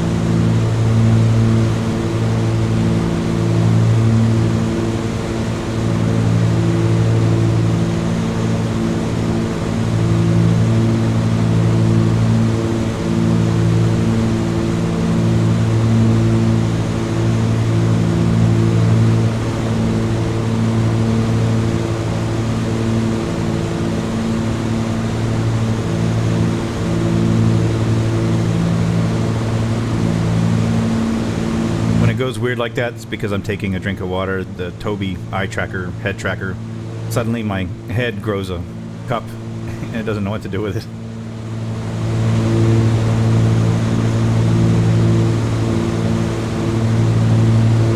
It guesses though. It tries to guess what's going on. Really been very happy with that. That was a good purchase. It's actually a Christmas gift, but it's glad it adds a level of immersion, and it really does make some things much simpler. I mean, you got to think about like these switches over here on the left. Before trying to read whatever was in there, but now you can just kind of tilt your head, you know, and get right in there, whatever. No more setting 16 camera angles. Usually in each aircraft I only need like 2. Usually one looking down at the floor, and maybe if we don't have any controls on the top here except for lights. So there's no reason to set one for, like for the ATR, there's one to look up, and one to, I think I have one that looks over close on the avionics or something. I don't remember what the other one is. Here, I haven't even set one. If I was gonna, I'd probably set one for the floor just to make it easier to see these two things, but I don't really have any place else to look.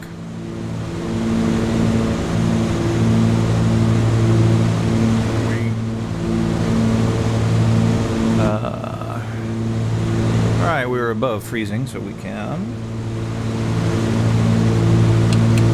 turn those off. I imagine it's getting toasty in here.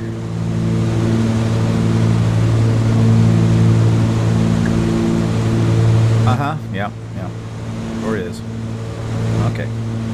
So, we'll turn that off too.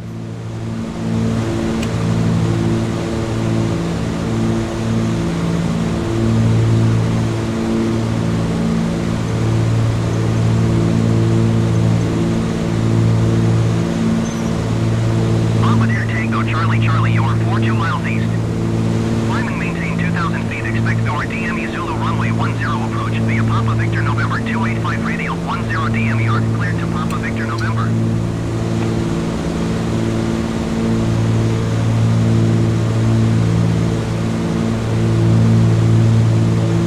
Climb and maintain 2,000 feet. Expect door DME Zulu runway 10 approach via Papa Victor November 285 radial 10 DME arc cleared to Papa Victor November Bombardier Tango Charlie Charlie.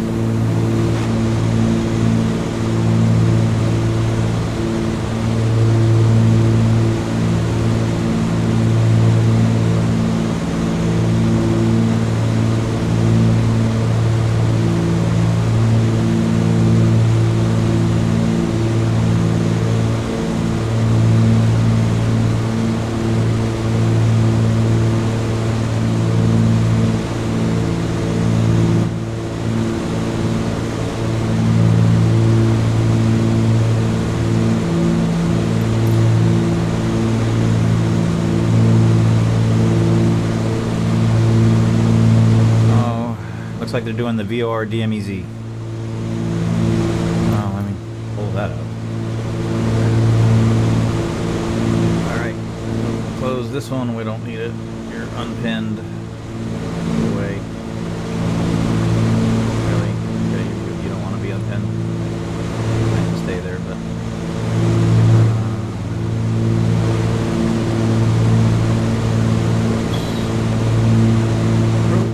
Runway 10, VOR DMEZ.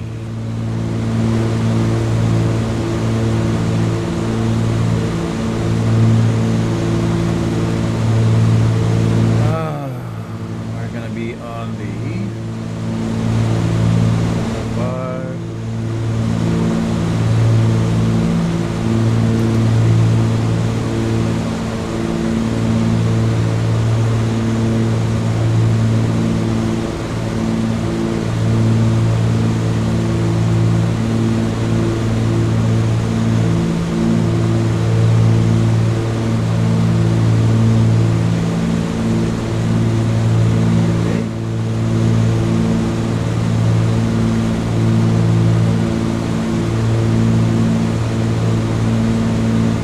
About minimums, I can see the ground already, so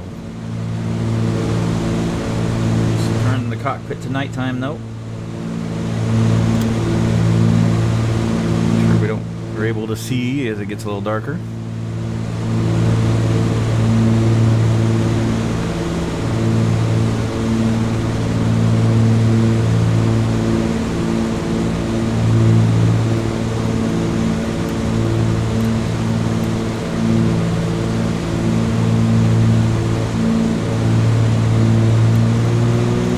Props and mixture to full.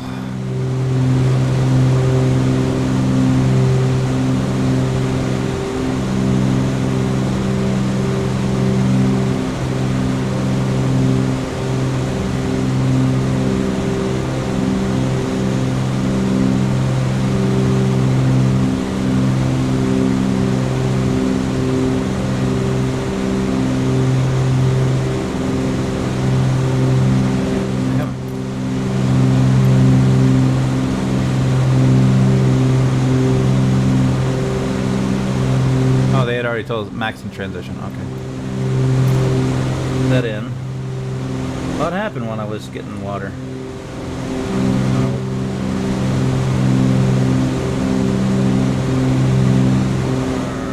R10Z.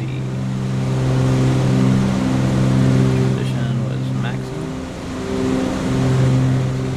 Load. Cleared to maximum.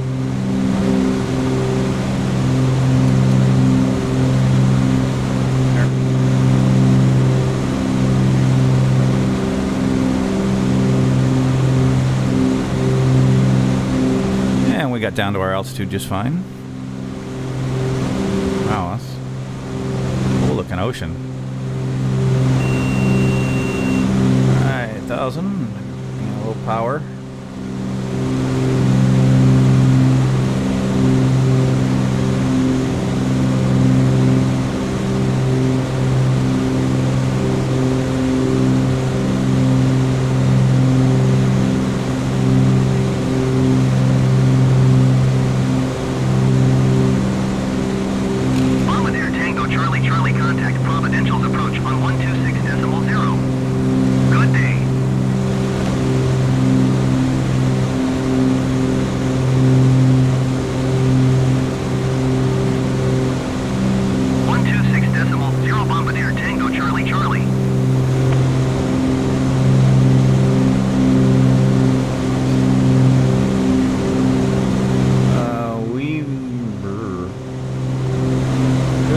Need a procedure turn.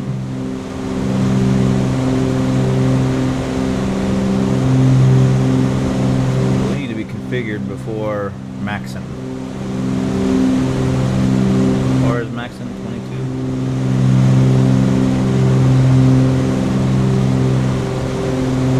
Maxing is at 2,000. We dropped to 1,300 after that.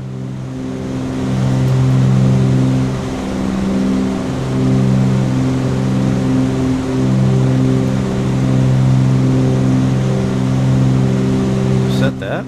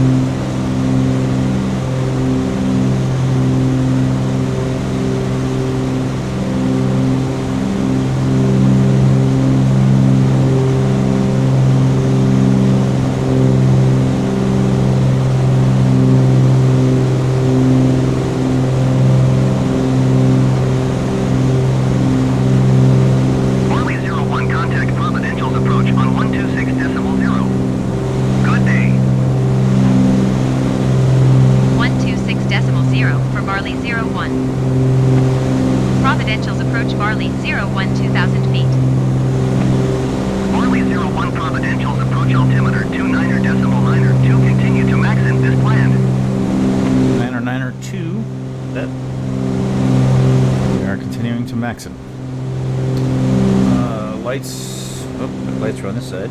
Lights are all on. Pitot heat is off. Props and mix are full. We are good for the approach.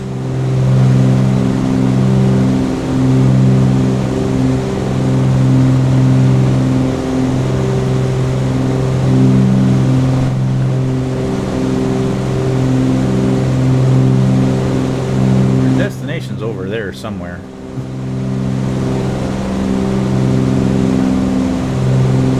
As soon as we turn at Maxon,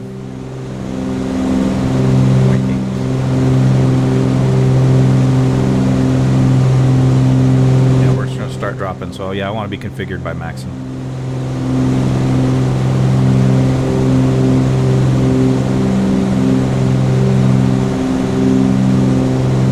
The flight yesterday, haven't flown this bird in a while, so leaving margin of error for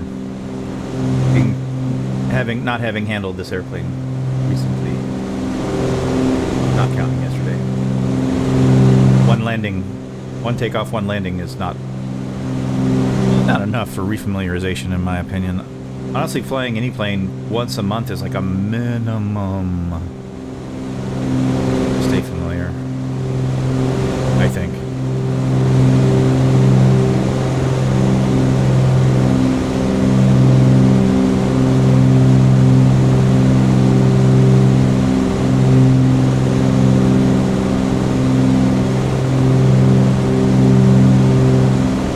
This plane configures fast. It's not like the ATR where it's real slippery on the way down, so you have to really plan out when you're gonna drop your flaps, then your gear, then the other flaps, or you're going to run out of time and end up high and fast. This plane, that's not an issue. I mean, number one, the cruise speed is, 50, 60 knots slower. So that gives you more time to do things.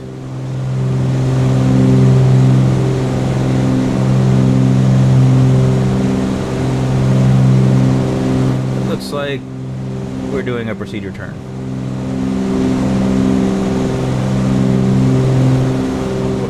Procedure turn that is, but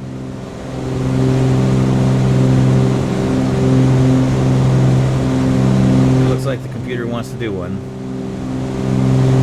Yeah, we're gonna go around this way, so we won't configure until after Max. Well, we might end up in a rush. We're set for our next descent. I'm not sure what GPS wants to do. It does look like it's going to pass over Maxon. Do this. A pseudo-parallel-ish thing. And then we'll switch to... Well, we can switch to VOR if we want to, but the GPS knows where the VOR is, and we can see, so I'm not that worried about it. Normally we would consider it.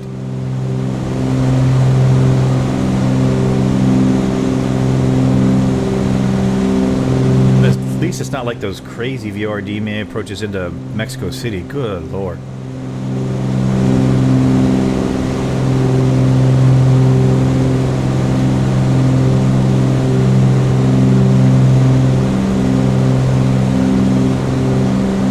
When you see stuff like this, it's because the controllers don't want to deal with you, or they don't have radar at this airport, one or the other.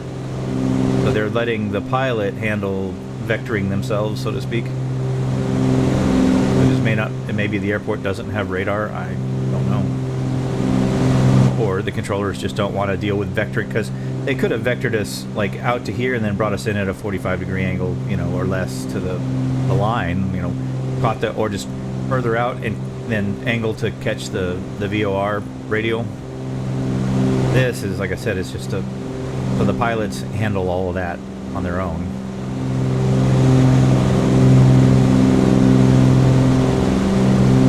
It looks like the computer is definitely going to do this turn.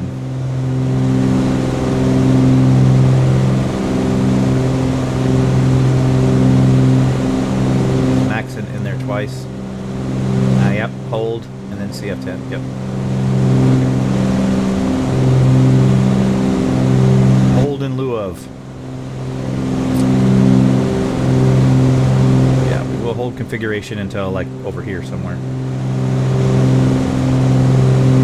There's our island. Where we're going to be for the next couple of days. You are 10 miles west of Providential. Unless we get bored and I ran a 208 and hop somewhere. I don't know where we go. There's a possibility. We got two pilots on a vacation. If we're not happy with the Providential's Tower Barley 0110 decibels. miles west in southbound 4 DME Zulu runway 10 approach. Then we'll rent a, well, we'll take this one.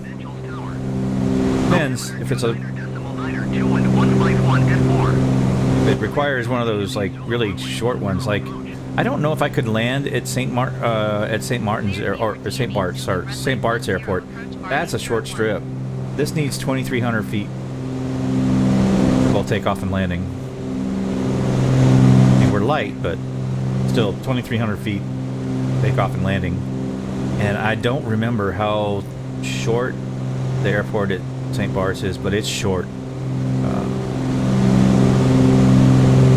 ATR 42 can't get in there. The 208 can. This, I don't know.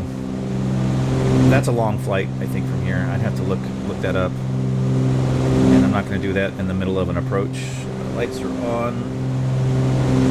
Fixture. Props full. Providential's Tower, Bombardier Victor, Quebec, Tango Charlie, Charlie 9 miles. Speed up as long as we can. Runway 10 approach. Bombardier Victor, Quebec, Tango Charlie, Charlie, Providential. 100 pounds. Altimeter 29.9, 2 wind 151 at 4. Cleared for your DME Zulu runway 10 approach.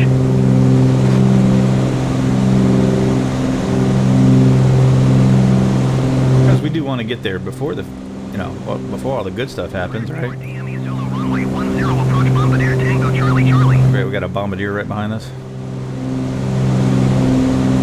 Bombardier. Not really somebody who drops bombs from a World War II bomber. 7, okay. That's not a bad time to get in for festivities. Bombardier Tango Charlie, Charlie, wind 151. Bombardier. Cleared to land runway 10. Yeah, hack.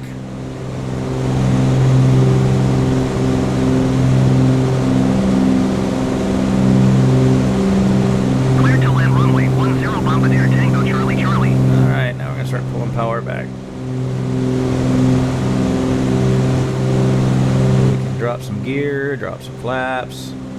Gear's 178 if I remember right. Yep. Gear goes down first, the slowest. And first notch of flaps. And by the time we get to maxing, we'll drop the second notch of flaps. All in due time. But I'm trying to keep my speed up a little bit because apparently there's a Bombardier only a few minutes behind us.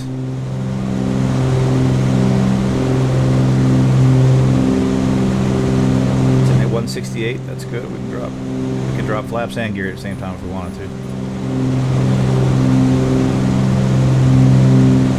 Plane is flying beautifully. Got us here. Got fuel left. Not much. Not much at all. 200 pounds. That's roughly our. Well, we got like an hour's worth of fuel, so we're gonna land with our 45-minute reserve. So we had exactly what we needed. Legal. I may need to adjust SimBrief's fuel calculation a little bit.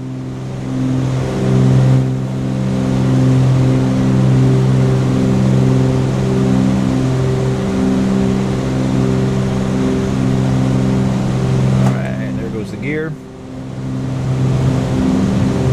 First notch of flaps.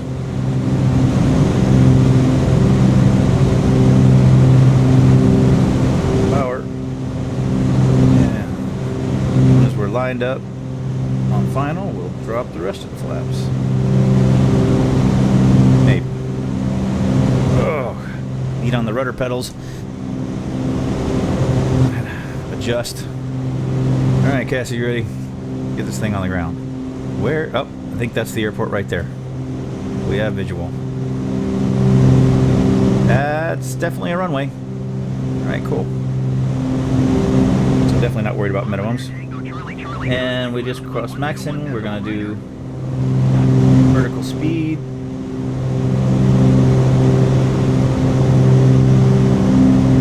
Pull power back. 121.9. Last notch of flaps.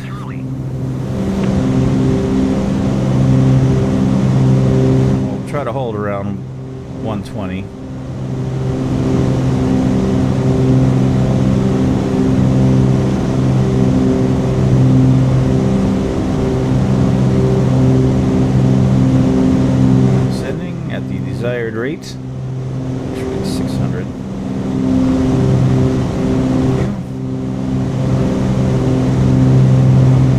And from the prior episode, yes, I did fix the trim wheel on multi-panel so that it controls vertical speed. Much nicer.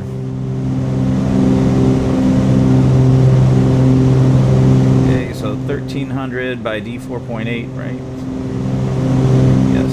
And after that, it's direct descent. And quite honestly, I'll just probably take over, set a 600 foot 20 to 637, so a 600 foot per minute drop, and then handle it manually.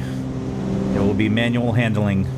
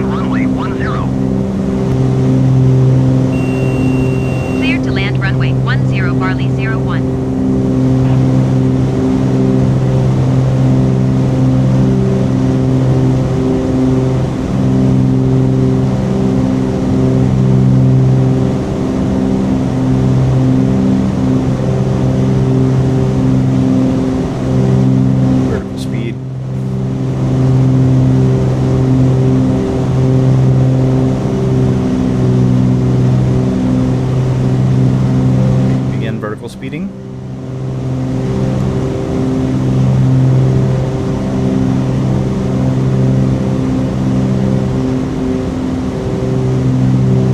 Good at our approach speed. We are definitely high.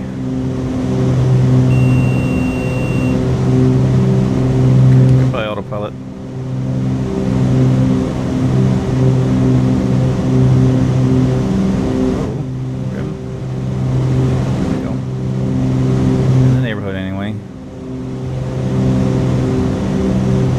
Your pappy lights, so this is, oh no, there's something, I think I see something at the runway. Might be those. Go a little fast and I think high. Just doesn't want to pitch down, does it? Are off, right? Go away. And yaw damper, go away. Well, that button doesn't work. I'm gonna fix that. That's what I was fighting. Why I'm high. Whoa. That's not how I wanted to get down the glide slope. That was one touch of the pitch wheel. Yeah, now we're low. Thanks. I was fighting the autopilot. My light was off for the autopilot on the multi-panel, but it wasn't actually, the autopilot wasn't off. The yaw damper still isn't.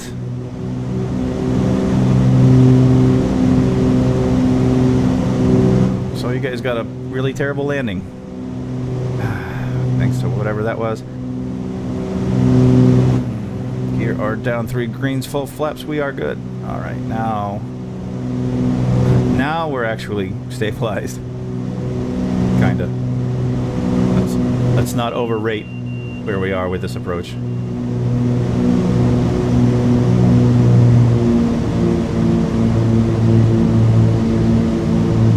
Not my best work.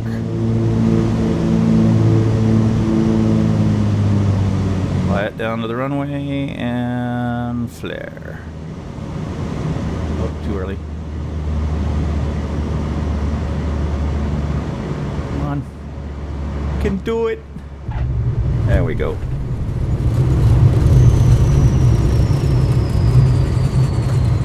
I don't know which way we're supposed to go. Okay. We will turn next taxiway. I'm going to go towards the things that look like general aviation aircraft. Because I forgot to look. Barley 01 contact ground on 121.9er. Landing lights are off. Beechcraft Victor Quebec, Tango Mike Juliet altimeter 29.9er, 11151 at 4. Cleared And I'm not sure why my yaw damper button doesn't work. 121.9er, Barley 01.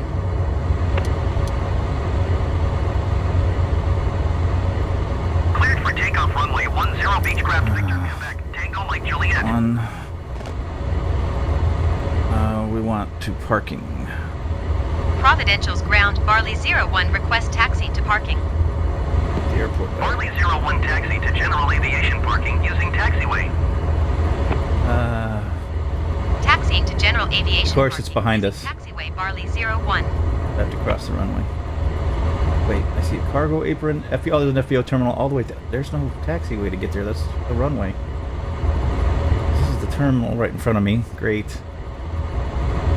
There's an FBO terminal behind me. All right. Well, he didn't give me permission to cross the runway, so I'll have to pretend that he did.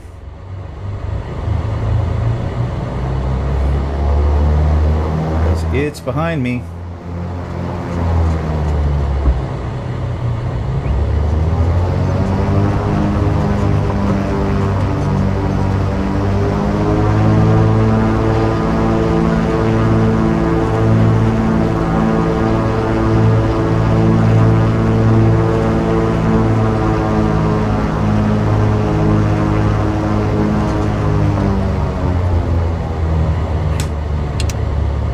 Scan runway.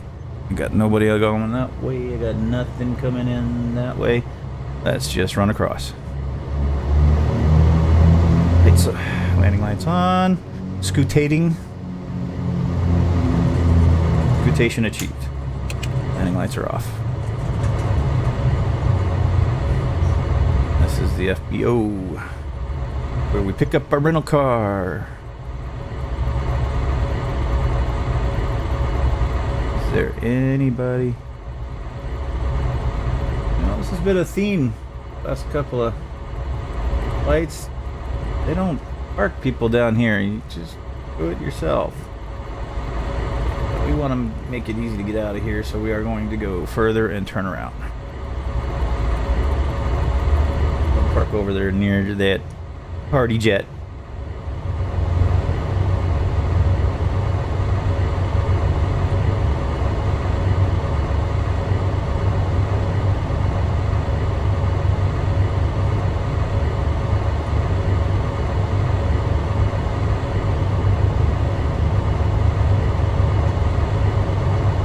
She's excited to be here, you can tell, right?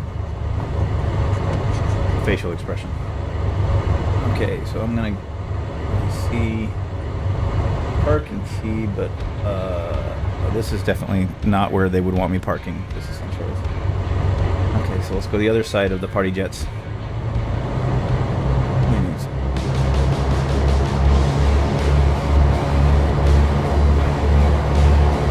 Not park the plane in the middle of some sort of throughway.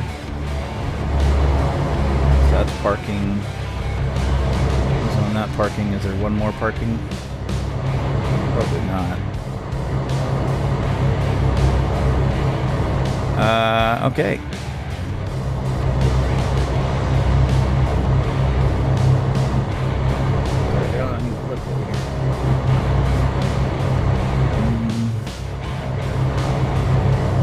It's got dotted lines, so over here should be fine. Marked with anything. Just go to the edge. Turn around.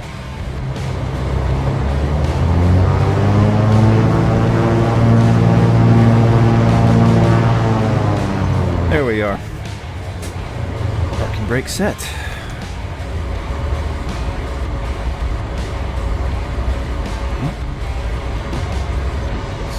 Descent. Alright. The extra lights we don't need. Turn off the avionics. Okay. And then start killing engines, and that's it. It's much easier shutdown procedure than the ATR. So let's feather one. Put it down. Two. Put it down. Okay.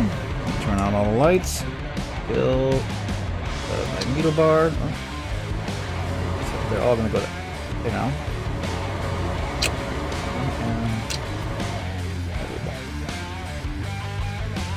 And I didn't hear that left the vent. That's off. Those are off. Rear lights off.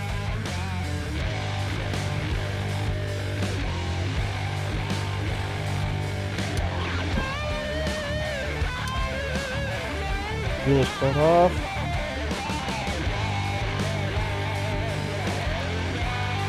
Keep animals out of the cowlings. And we're going to be here for 3 days. Critters out of other stuff too.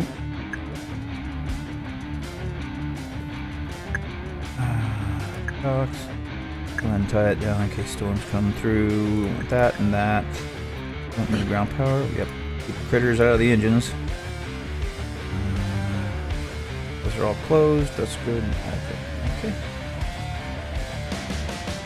I believe. Did I turn that off? Run out of battery or something. It's off. Okay. We're ready. Let's get out of here and enjoy ourselves. Thanks again for coming with us.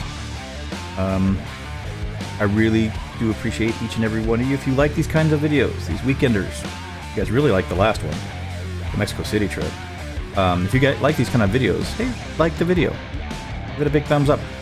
If you want to see more like this, remember to subscribe and tickle the bell. It really likes it. Barley out.